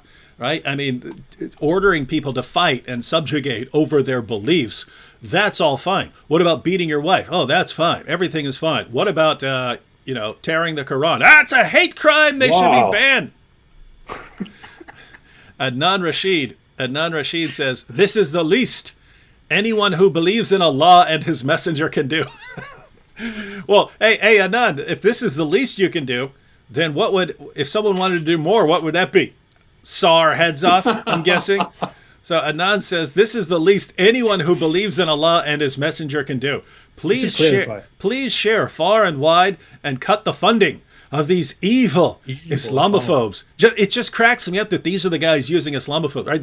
Yes, we're going to kill you. We're going to execute you. Yes, we'll destroy you. We're going to grow and destroy you. Islam, fastest growing religion. Then we'll establish Sharia and then blasphemy laws. And if you don't want to be governed by the teachings of an illiterate 7th century caravan robber who boned a little girl. If you don't want to be governed by that, well, we're going to call you evil Islamophobes.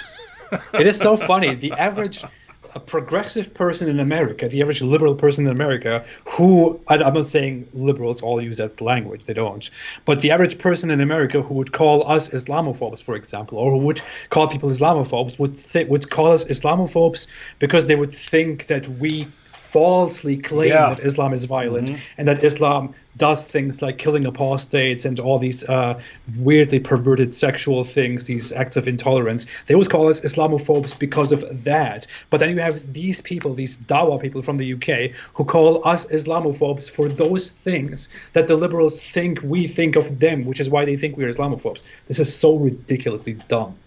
Seriously.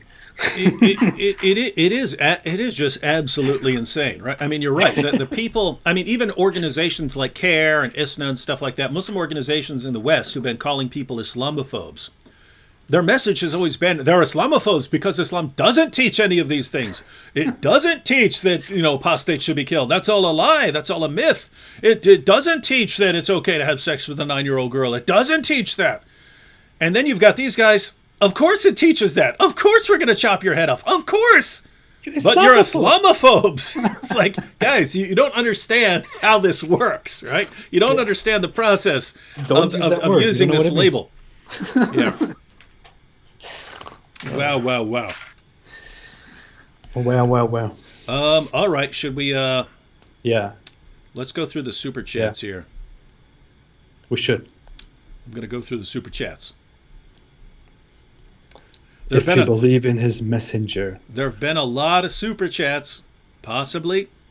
That's such ominous language. Like, if you believe in Allah and his messenger. If you believe in his messenger. It sounds unreal. It's like a weird dystopian thing, like TV show where they depict a cult in the future. The least you could do if you won't saw their heads off is whine to Patreon about them being Islamophobes. I mean, the entire situation, ladies and gentlemen, is this not hilarious, right? I mean, just think about this, right? Apostate prophet, we're going to kill you when we get the chance, we're going to kill you. And Mohammed Hijab, I'm going after your wives. Golden showers, oh, your wives. Oh, everyone whores. Oh, whores, everyone yeah. And we take a Quran and do something to it for 6 seconds, and then it's, Patreon, will you help us? Oh, will someone help us? Will you all condemn him?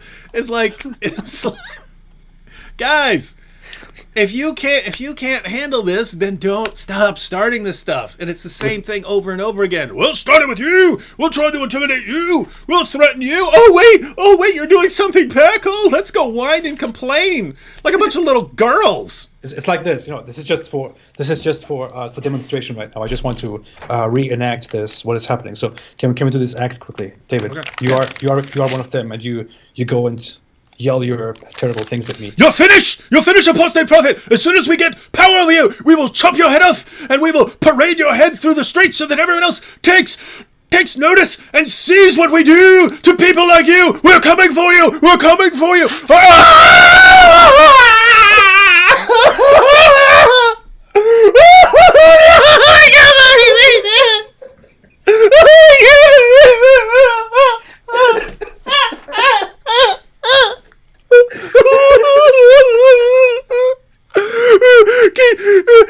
people in the chat, can you please report him? Look what he did to me! Look what he did! Loser. Look what he did! Loser. You pathetic. How is it? Hey, we're pretty good when we just improv these little scenarios.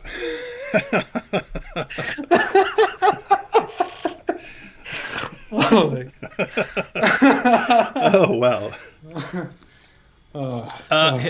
That hurt. That hurt. Guys, Hijab. I'm gonna give.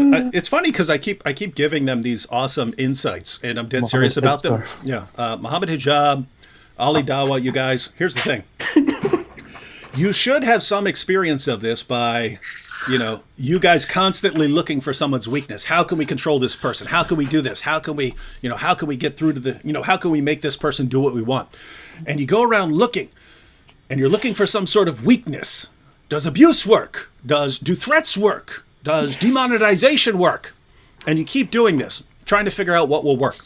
Well, if you can't find anything that works, you guys just run out of ideas and you don't know what to do, right? Well, guess what? People can do that with you as well. They can learn what really makes you flip out. Your best bet in those situations when someone's doing the same to you, what works with these guys? What can I do to annoy these guys? Your best bet is to not let anyone know what makes you flip out. But you guys just let it all hang out there, right? We take a piece of the Quran and we go, I wonder if this will work. It's the end of the world. We don't know what to do now. Guess what? Everyone who's watching goes, if one of these guys ever messes with me, I know exactly what to do now, guys. You get a good poker face.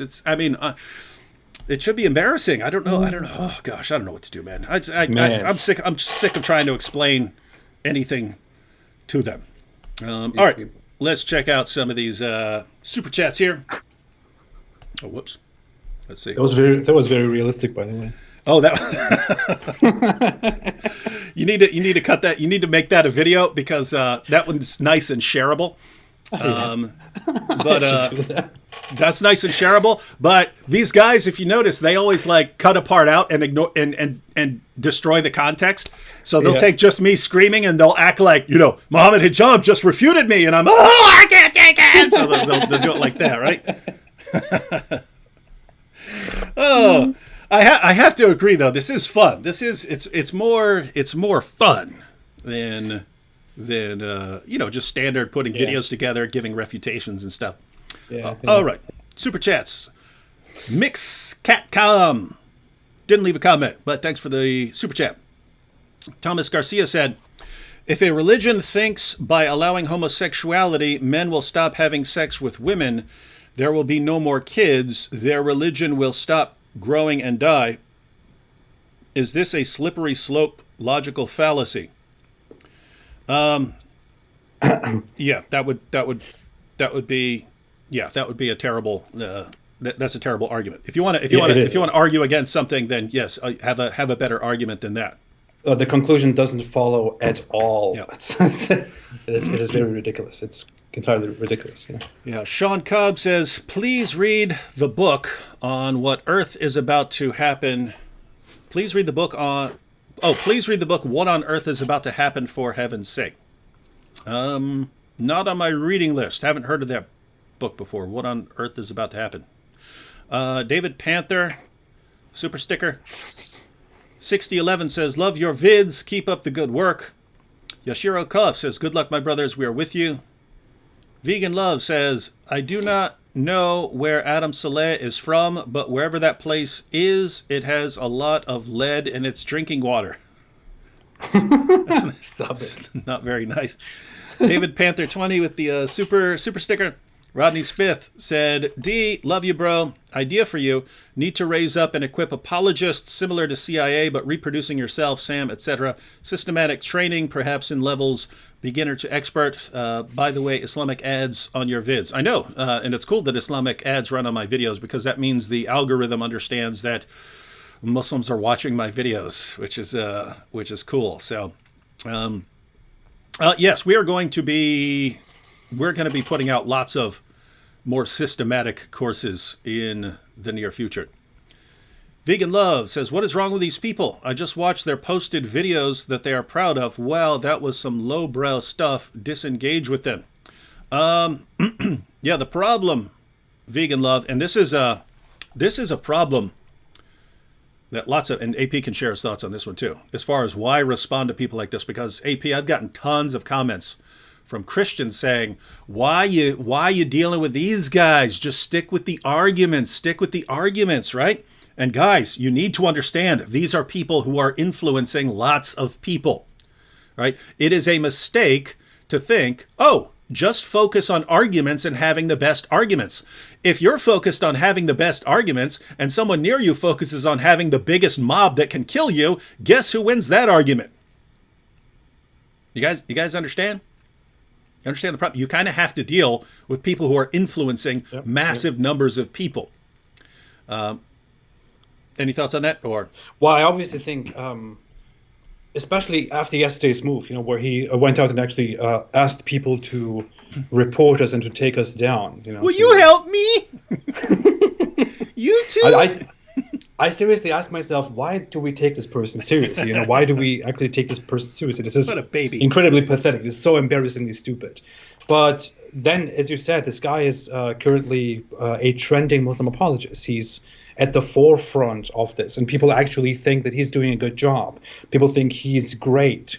So I really genuinely wanted to have a debate with this guy just to make a demonstration. I don't even know the outcome. I'm not going to stay here and say, hey, I will totally destroy him. I will totally crush him. No, I don't know the outcome. I have no idea about the outcome. And I said that before. Maybe he will make a better performance than me. Maybe he's better than me. I don't know. I cannot know that. I'm not going to brag about a possible outcome in the future. I'm not that person. I just want to come together and have a debate with this currently most popular Muslim apologist to demonstrate what his side is and what my side is in a completely fair environment, in a debate where we both actually have to listen to each other, and he has to defend that certain religion that he brags so much about and insults people for. And the thing is, since I really wanted the debate to happen so much, and it went into completely the wrong direction, and he started becoming very dirty, I am now basically just going in this back and forth with him to demonstrate to people how awful their best representatives are.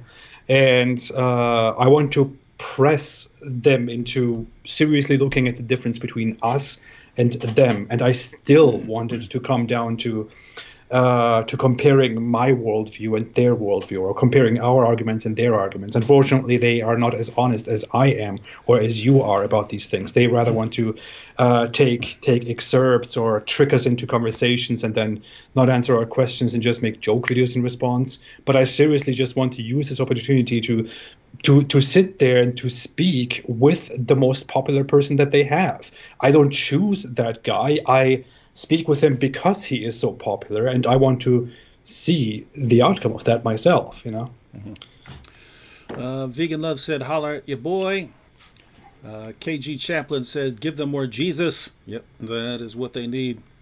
Angelique News said, while you've been speaking, Dr. David Wood, you've got 3 more patrons. Yeah, it just keeps going up. Hijab is an endless source of funding. For Islamophobes.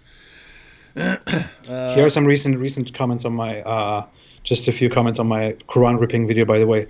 I swear I will kill you without touching you. If you still do like that, if you break, you will know the consequences. I've no idea. This is very strange language. If I find you, I will kill you. Be a dumb whatever, full of insults. Half English, comes from Indonesia.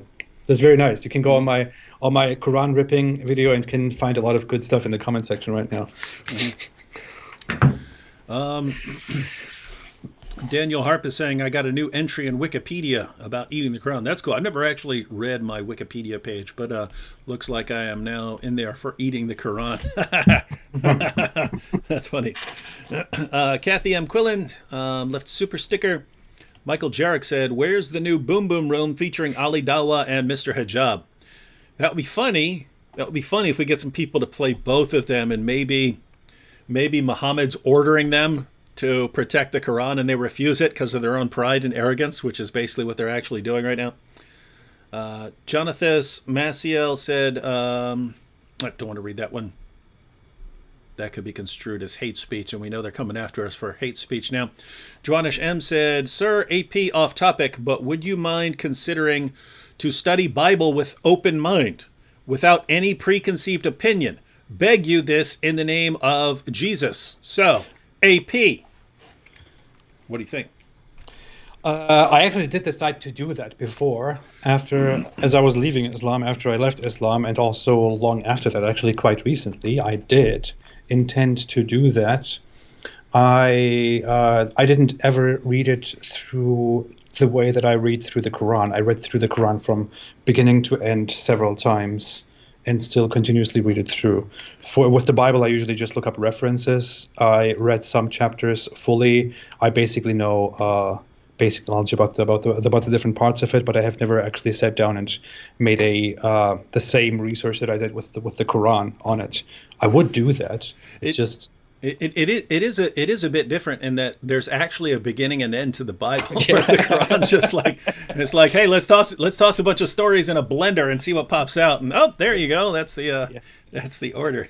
It's definitely easier to follow the narrative of the Bible because, as you said, it actually has a beginning and an end. You know what you're reading whichever book you read and whichever chapter you open. So it actually flows. But I've never had the time to go through all of it at once.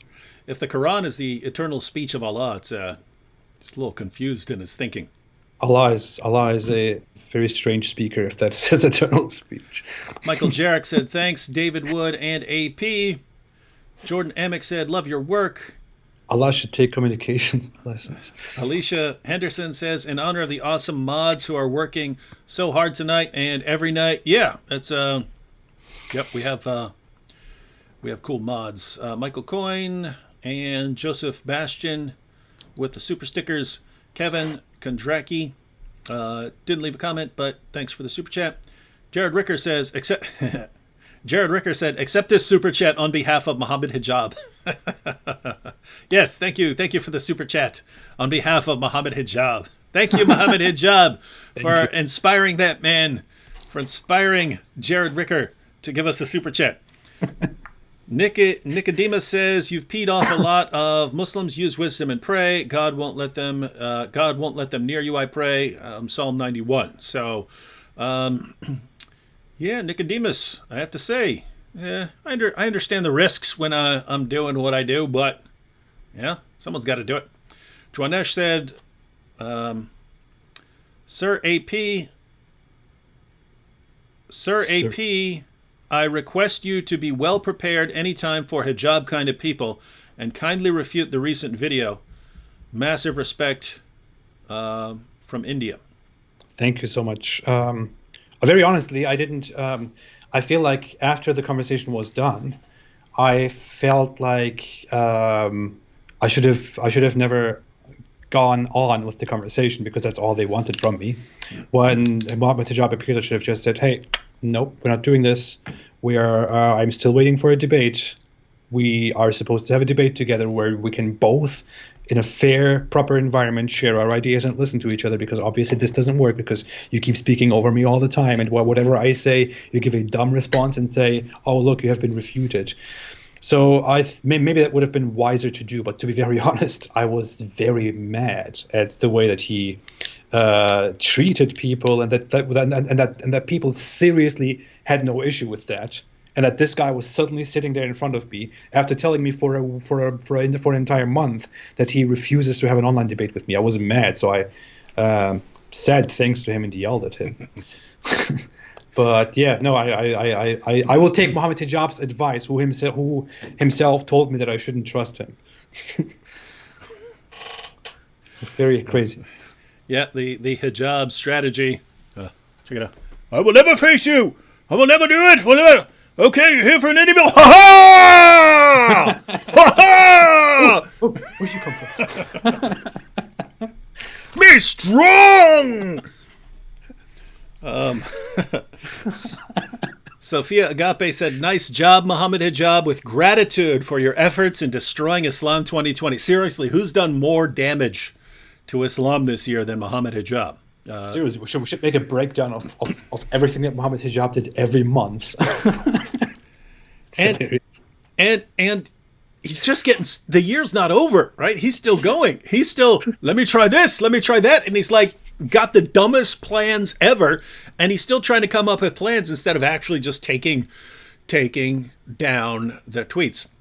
What is said Mohammed Hijab is in the chat. Say hi, guys. I think that was I saw someone named Mohammed Hijab earlier, but that's fake. If it doesn't have the check mark by it, Mohammed Hijab gets the check marks. We don't. Yeah. Isn't that funny? Yeah. Yeah.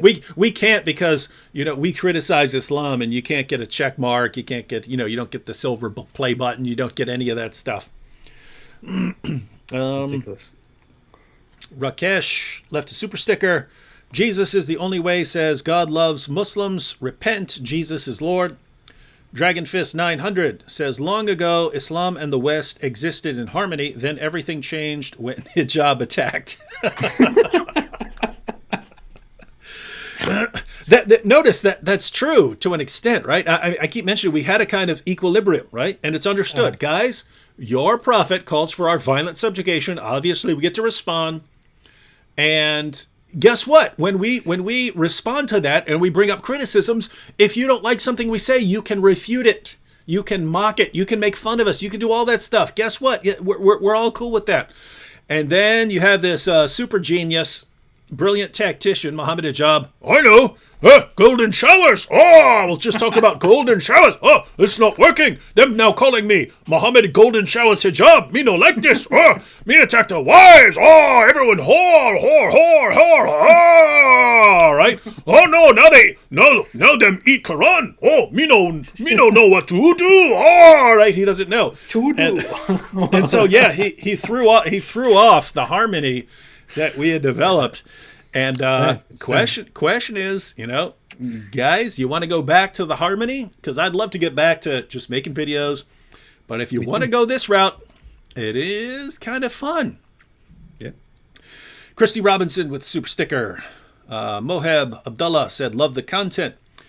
Dragon Fist 900 says, Nabil versus Hijab debate. Who wins? That depends. If Hijab's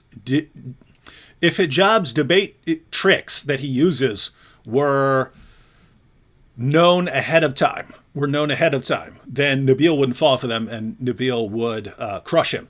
If Nabil was one of the first people to debate him, and Hijab was using the stunts, he could actually throw someone off of that. It does work, right? You start breaking rules and stuff like that.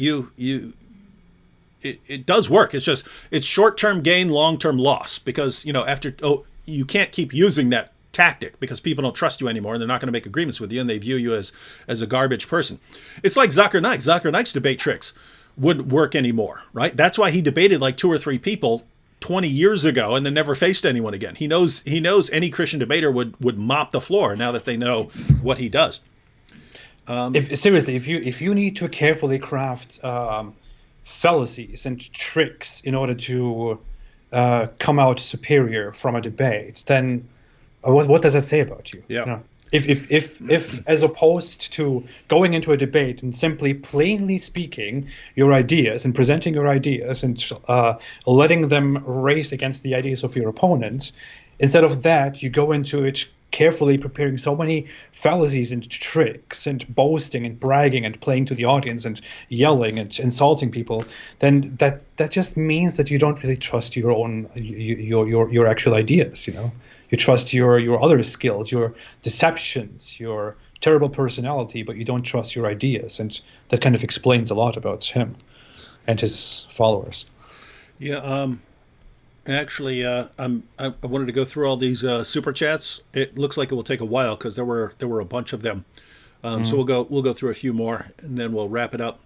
Hayden Tang says, I wasn't going to join Dizzle's Patreon for a while, but now I'm going to be a patron for both David and AP. Thank you, Hayden. And thank you so much. I'll be posting a video update on that in another couple days on nice video on how Hijab's plot turned out. Again, it's always possible that it'll work. It's always possible that Patreon will shut us down. They've done that to channels in the past. But if they don't, it's just hilarious. It's a hilarious fail that people think we're just doing this for money. Give us a bunch of extra money. Dragonfist 900 says, hey, David, praying for you and your family, buddy. Thank you. Yes. All the prayers. Thank you. Jason Lippert says this Why donation. why not me? Because you're a dirty atheist. Didn't you say that? You said in a comment once, I'm an immoral atheist. As an immoral atheist. Yeah, immoral atheist. Yeah. Jason Lippert says this donation brought to you by Mohammed Hijab. Oh, and yeah, he also left one. I also got one from Ali Dawah. So people donating in the name of Mohammed Hijab and in Ali Dawah. Rob Sanders said, love it. Keep it up, guys. Love it. Stefan says, Slim, do you know how to pronounce his name? Al-Bahir? Al-Bahir, yeah. Slim Al-Bahir have 600,000 subs, looking like a complete joke and can barely talk. And somebody cries, I'm unable to find girl or boyfriend. It's your fault. That guy, I want to keep that joke for my video, but I don't know how much you have seen of that conversation between me and Mohammed Hijab, but Adam Saleh and Slim, they were just there. They were like the entire time. They were just.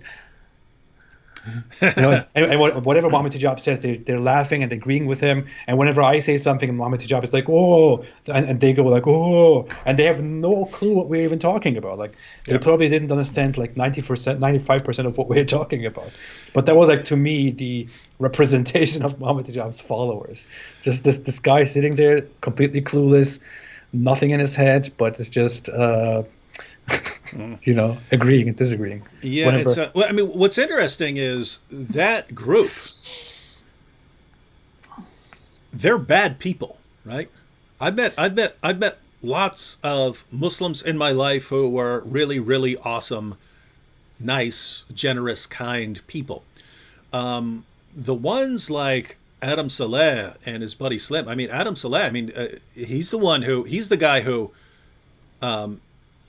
made this video claiming that he was harassed for being a Muslim. Him and a friend were harassed simply for being dressed as Muslims by the NYPD. CARE got involved and demanded an investigation. Then it turns out it was totally fake. And then they said, oh, this is just a reenactment to illustrate what happens to us. It's like, well, you guys walk around with cameras all the time. You never record the actual harassment, so you have to reenact it, which you posted as a true story until it got exposed as fake. So then you have, when they were yelling Om Talele Om on the Delta plane, and then they get kicked off because they're scaring everyone by jumping up, yelling stuff and disrupting everything. So they get kicked off, and then they say it's just because we're speaking Arabic and so on. They weren't even speaking Arabic, right? Yeah. These are terrible, terrible people. And these guys actually want to ruin other people's lives in order to get some clicks on YouTube. This is And so, I mean, I don't think it's a coincidence that these guys are drawn to the people like Mohammed Hijab and Ali Dawah, because they're horrible people as well. And what's amazing is just how popular this can become. If I did something like that, if I pulled a stunt like that, if I let's say I set up Muslims, right? I pretended that I'm the victim of an attack by Muslims just to make Muslims look bad. And then I get exposed as a liar. Guys, I'd be done. The apostate prophet would be done. We'd be over, because atheists and Christians would no longer trust us. For some reason, these guys can do it over and over and over and over, accusing people, just making things up, accusing everyone of hating them because they're Muslim and so on, and trying to destroy people's lives. And it's no problem in their community. It's just totally fine. Lying, trying to ruin people's, it's just perfectly fine for them. And they could be every bit as popular after they do something like that. It's amazing stuff, man. But don't rip the Quran, because that would be bad. Here's a comment from Nim Grace. Nim Grace said, is Hijab aware that if his derogatory tweets are taken down, you will stop abusing his novel? Yes. He's clearly watched a number of the videos I posted, and I've told him that over and over and over again. He doesn't want to, because think about the situation he's in, right? And he got himself in this situation. But if he doesn't take the tweets down, I keep blasting away and desecrating the Quran. If he does take them down, then guess what? He just backed down from a Christian who, they're obsessed with controlling other people. If I say, now you do this, I order you to do this, and then he does it, well, guess what? me no strong, David strong. Oh, me no do that. Ah. So he's stuck in this position where he's supposed to take down. I love the persona. He's actually ordered, Nim Grace, he's ordered in the Quran, Surah 6, verse 108. It's a little confusing if you read it, but if you read the historical background, the Muslims had been insulting the pagans, and the pagans got sick of it, and finally they said, if you don't stop insulting our gods and goddesses, we're going to insult Allah. And Allah's response is, whoa, if they're going to insult you, if they're going to insult your God, stop with the insults. Right? So here we are with Mohammed Hijab. He's, me go after your wives. And I say, okay, well, we're actually going to start desecrating your book. According to the Quran, he's supposed to say, whoa, sorry, take it back. What do you want me to do? You want me to take it down? Okay, I'm taking the tweets down. I'm taking the insults down. He's supposed to do that. He's refusing because, me strong. So that's why it's a conflict between his religion and his pride. His pride wants him to do one thing. His religion demands that he does something else. And so people are actually seeing. Yeah, people are actually seeing his arrogance outweighs his religion. And we'll read one more comment here. Legendary Ostrich says, "What are your thoughts on Dr. James White? He saw your vid where you ate the Quran and he came out denouncing it. He says that's not how you engage in apologetics." Well, I would agree that's not how you engage in apologetics, but that had nothing to do with apologetics, right? Just to explain, Legendary Ostrich, if Osama bin Laden were coming to blow up an orphanage and you shot him, it wouldn't make a lot of sense to say, well, you shot Osama bin Laden. That's not good apologetics. You're not doing apologetics there. It's a mistake to think that the only possible interaction you can have with anyone is apologetics or evangelism. Which one is it? Is it apologetics or evangelism? Those are the only two interactions you can possibly have. That's false.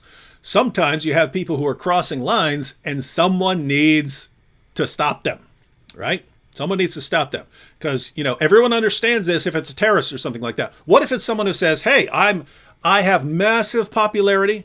I'm influencing the next generation. And you know what I'm going to influence them to do? I'm going to influence them to harass women with threats of rape and torture. And I'm teaching a generation to do that. Does there ever come a point for the Christian to say, actually, no, I'm not going to let you do that. I'm going to stop you because your book gives me a way of stopping you, of making you stop. And keep in mind, Hijab already did stop. He immediately stopped. As soon as we went, I'm going to eat the Quran, he stopped. Started doing other things, whining, coming after us, but he stopped going after women, right? Why? He understands he's required to. But he doesn't want to take down the tweets because that's going to be too much of a hit to his pride. And so I'm going to make him. And guess what? If Christians want to say, no, you mustn't do that, what I'm hearing is, no, if people are heaping abuse on your wife, on women, and they're starting a campaign of abuse, especially given the history of this religion, and its impact on women in the Muslim world, and the grooming gangs, the rape gangs, all of this stuff. If you know the impact and how this religion views women and the impact it has on women, once they start deciding, you know what we need more abuse of women. If your response is, well, no, as a Christian, we can't put a stop to that. Well, let's just say I'm going to have to disagree with you on that one. What are your thoughts, AP? Well, I won't be able to speak about. Who am I to speak about a matter of Christian apologetics? But I would say it's quite obvious that your reaction to what Mohammed Hijab is doing is more a personal response because it has gotten to a personal level than it is a response on a level of interfaith, politics or apologetics or whatever you want to call it. So I don't think one has anything to do with the other. If this guy, as you said, comes with such dirty tactics, such dirty strategies against you and others personally, then there must be a way to personally counter that and make him stop. And we're doing the least that we could do. I don't want to sound like Adnan Rashid now, who says the least you can do is to report people. Who knows what is the worst thing? But yeah, this is the least that we can do. It we're really doing the least.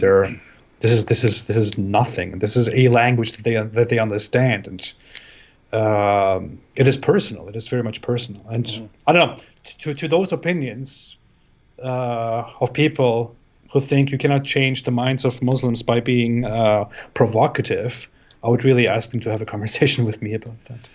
Yeah. And so here's what I don't get. I don't run around telling other people, hey, here's how you need to do things, right? I understand there are different kinds of people and there are different methods for different, different things going on in the world. What I don't get is, I do understand why someone would say, well, I don't want to take a bite out of that Quran. But if someone says, hey, here's what they're about to start, and the only real way of dealing with this is to do something that strikes at their religion, because that's what the Quran commands them. There's one scenario where the Quran will command them to stop. That's Surah 6, verse 108. But you have to blast away at their religion with something that is very degrading and insulting to it. And that will actually force them to stop. Do you do it? I understand someone saying no, and I don't believe most people should. I believe I should, because I'm the sort of person who's kind of made for that. And what I would think, and I think this is how lots of Christians are. I think lots of Christians are, gosh, I would never do that, but I'm glad there's someone to do that. I think lots of Christians understand. Sometimes it's good to have a psycho on your side to deal with certain people. That sounds like a catchphrase right there, man. Sometimes it's good to have a psycho on your side. You should end your videos with that from now on. By the way, someone pointed out and said James White called Yasser Qadhi his friend and invited him to his church or something like that. I don't know if that is supposed to be critical, and I don't know if that's supposed to be a criticism of his Christian attitude, but I would say on a personal attitude, on an interpersonal perspective, I wouldn't think that there's anything wrong with doing that alone, with calling someone a friend, no matter if you think that his beliefs are very, not proper. So basically, a few years ago, James White had this scenario where if he gets to go, I think the scenario was he gets to question Yasser Qadhi in a church, and Yasser Qadhi will get to question him in a mosque. And so people were pointing out that, wait a minute, you just let Yasser Qadhi spout a bunch of complete nonsense about Islam in a church that was misleading tons of people, and there's no response from you. And the response is, yeah, but then I get to go and preach the gospel in a mosque. And notice, ladies and gentlemen, there were lots of people who criticized this, and the criticism was that Muslims are kind of pretty inoculated to it, in that no matter how clearly you're explaining it, they're not getting it. Whereas your Christian audience, a lot of them don't know what to believe about Islam being violent or something like that. And so when they're getting answers from Yasser Qadhi, oh, cool. Well, this has the stamp of approval. So that's kind of the criticism. Notice, guys, I didn't come out and criticize it. I didn't condemn that. I didn't freak out about that. Why? Well, I don't know. Maybe you have some different goals from what I have, and maybe there's an important place for that. So I didn't say much about that. But gosh, how much time do the James Whites of this world spend blasting away at everyone else? Everyone's doing it wrong. Everyone's doing it wrong. Everyone should do it like me. Anyway. Yeah.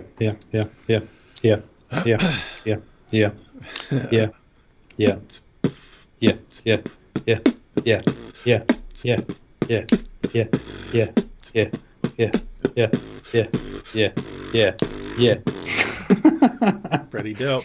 Okay, awesome. All right, ladies and gentlemen. I really, people are pointing it out. I was waiting for my most popular video, which is the truth about the Kaaba, which I made almost 2 years ago, for that to reach 1 million views, and it is currently at 963,000 views. And that's gotta hurt. Awesome.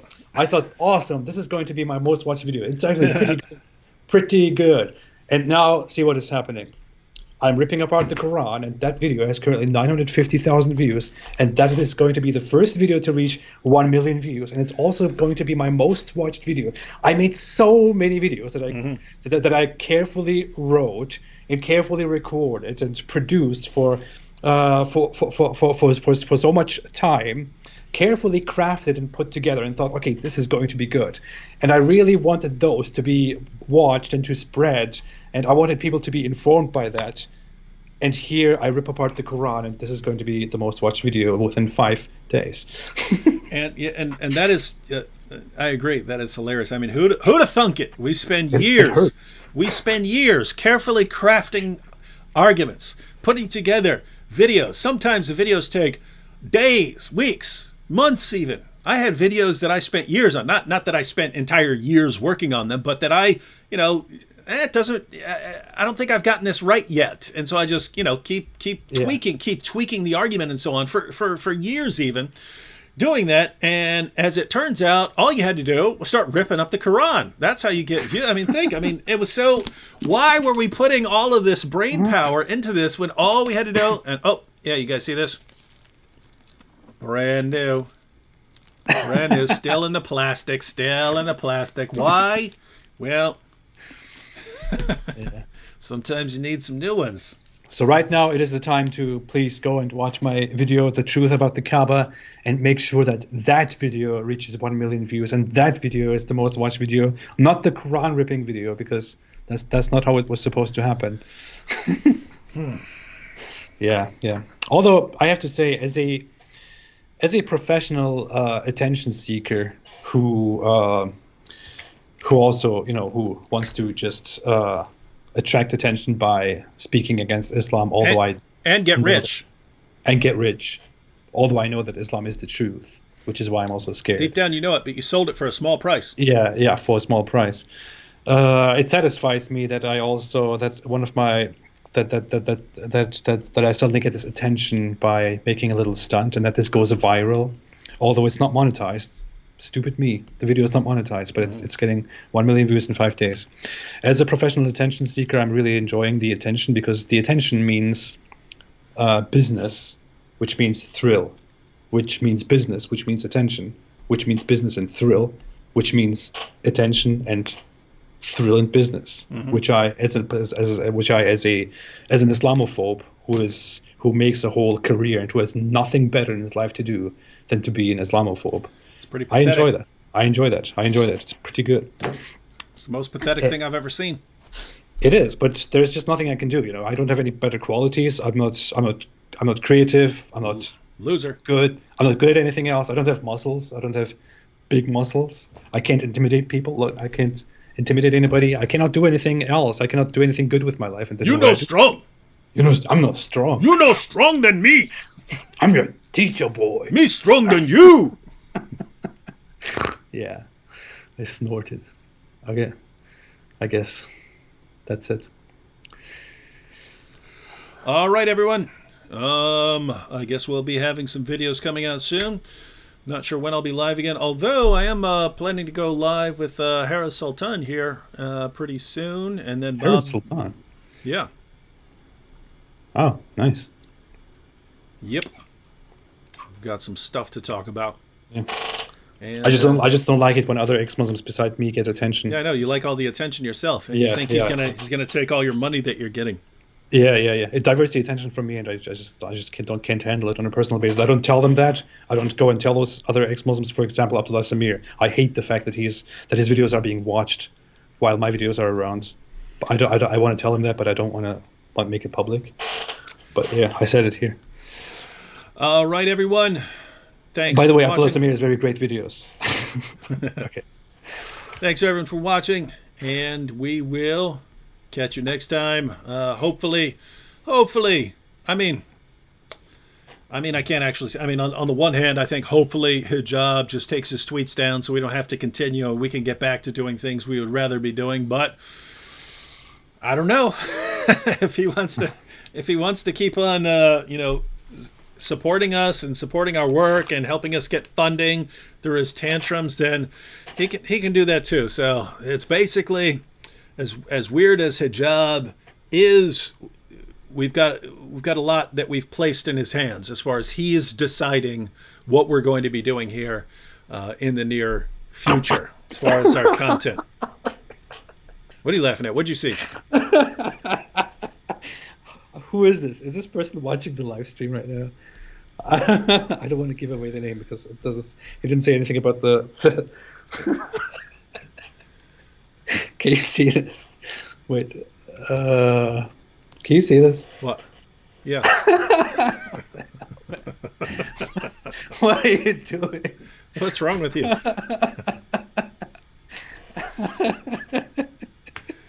Hey, I just got this out of nowhere by a fan. I'm getting requests for a video about Dawood Kim. You posted on that, didn't you?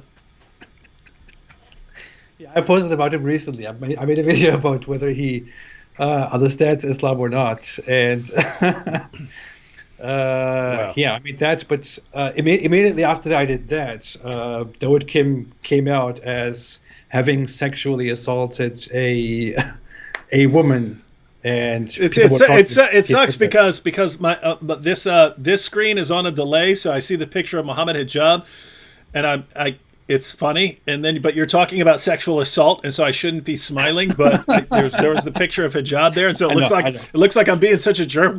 What's he doing, smiling when AP's talking about sexual assault? What's wrong with him? Yeah, I was looking at the picture of Hijab in a hijab. Wow. Man. But yeah, the Dawood Kim situation is that I made a video about him, about how, because people have been asking me a lot about, like, who is this guy who is converted to Islam?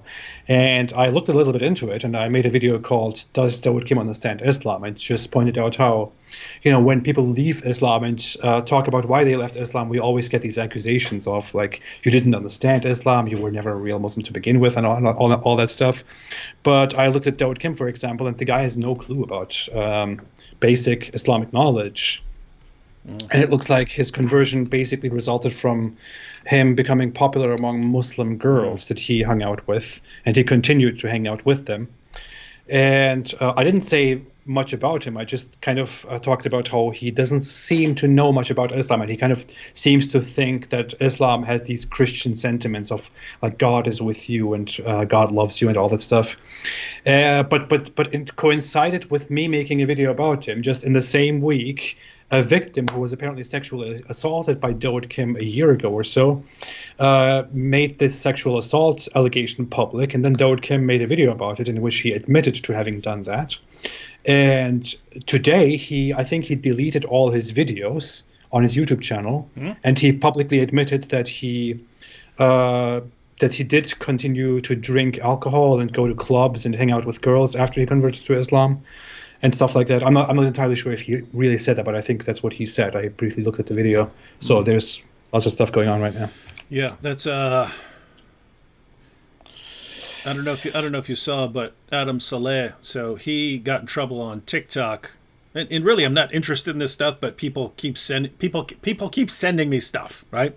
People keep sending me stuff. Hey, will you comment on this? And it's I'm not going to make a video out of it. Yeah. But Adam Saleh, so he got in trouble for kissing a girl on TikTok, and then he has this, intervention where Ali Dawah intervenes, and then he comes back to, calling for the deaths of apostates and stuff, and becomes really orthodox. Well, someone sent me a video clip from the girl who said basically it's all the intervention's kind of all staged as part of his plan because he doesn't want to lose his he doesn't want to lose his Muslim following. So once he realized he was in trouble over that, then it has to be this repentance thing where he's brought back and then everyone's all happy again and he doesn't lose his millions of followers. So that's what she said.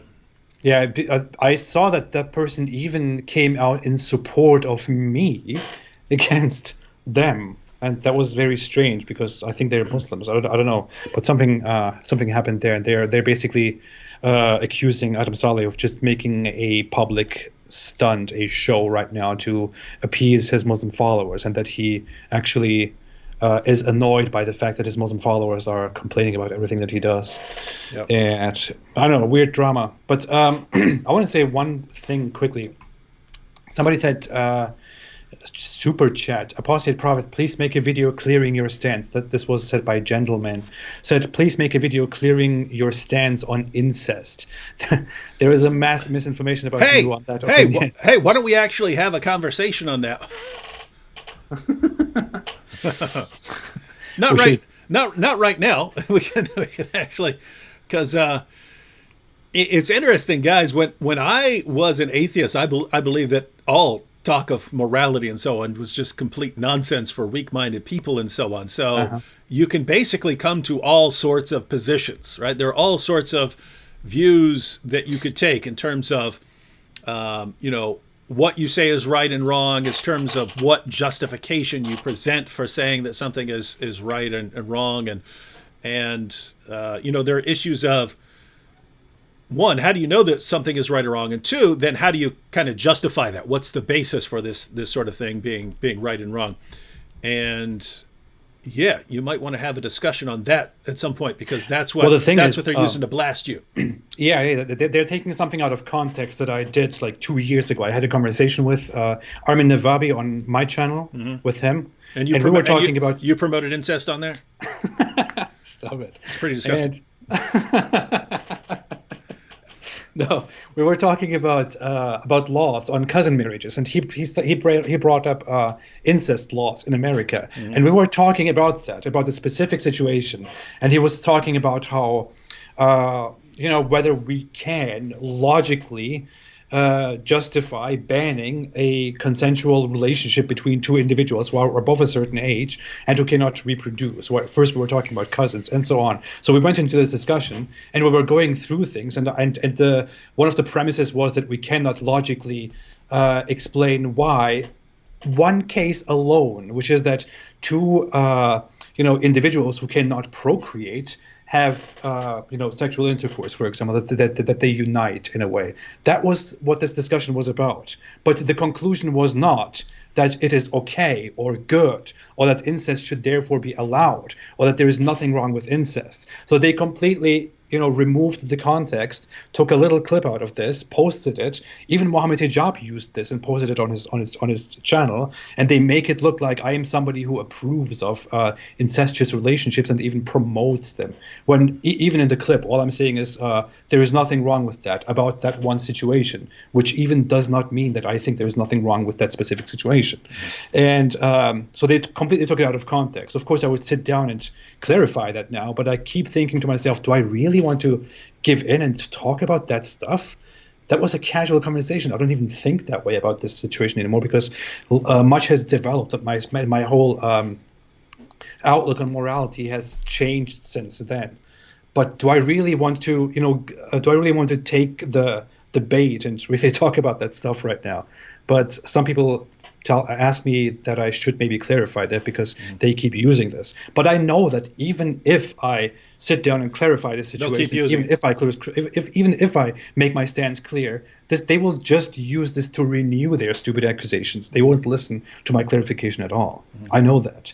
So, Well, you heard it here, folks. The apostate prophet promotes incest. I have my moral perspective is very much it goes close to a utilitarian worldview, following the harm principle, and I could talk about this endlessly. If we want to go into that, we would have a long conversation. We shall be having some discussions on morality here in the near future. All right, I believe we've been going for 2.5 hours now. But hey, very clearly, to everybody who has a question about this and who wants a very quick answer, no, I don't think incest is okay at all. And I don't think it should be allowed. That's exactly what we would expect someone who secretly supports incest to say. See, that would their response actually be. We've got him! We've got him! Now we can ignore all of his refutations of Islam, because we can attack him for this! Ha ha! Me strong! Yeah. Wow, what an ideology, man.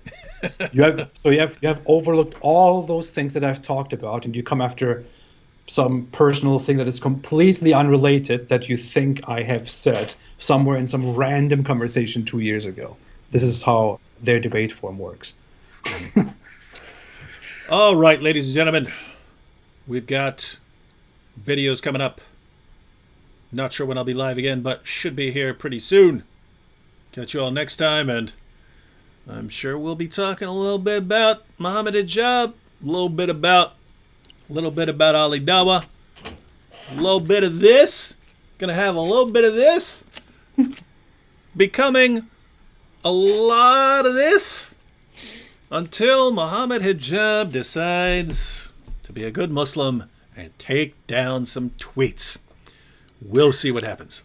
We never know what will happen in the meantime. They always surprise us. But we know he's going to support our ministries.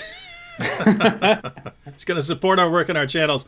And for that, Mohammed Hijab, we thank you. Okay. And salute you. Thank you. Thank you so much. And stay away from Islam.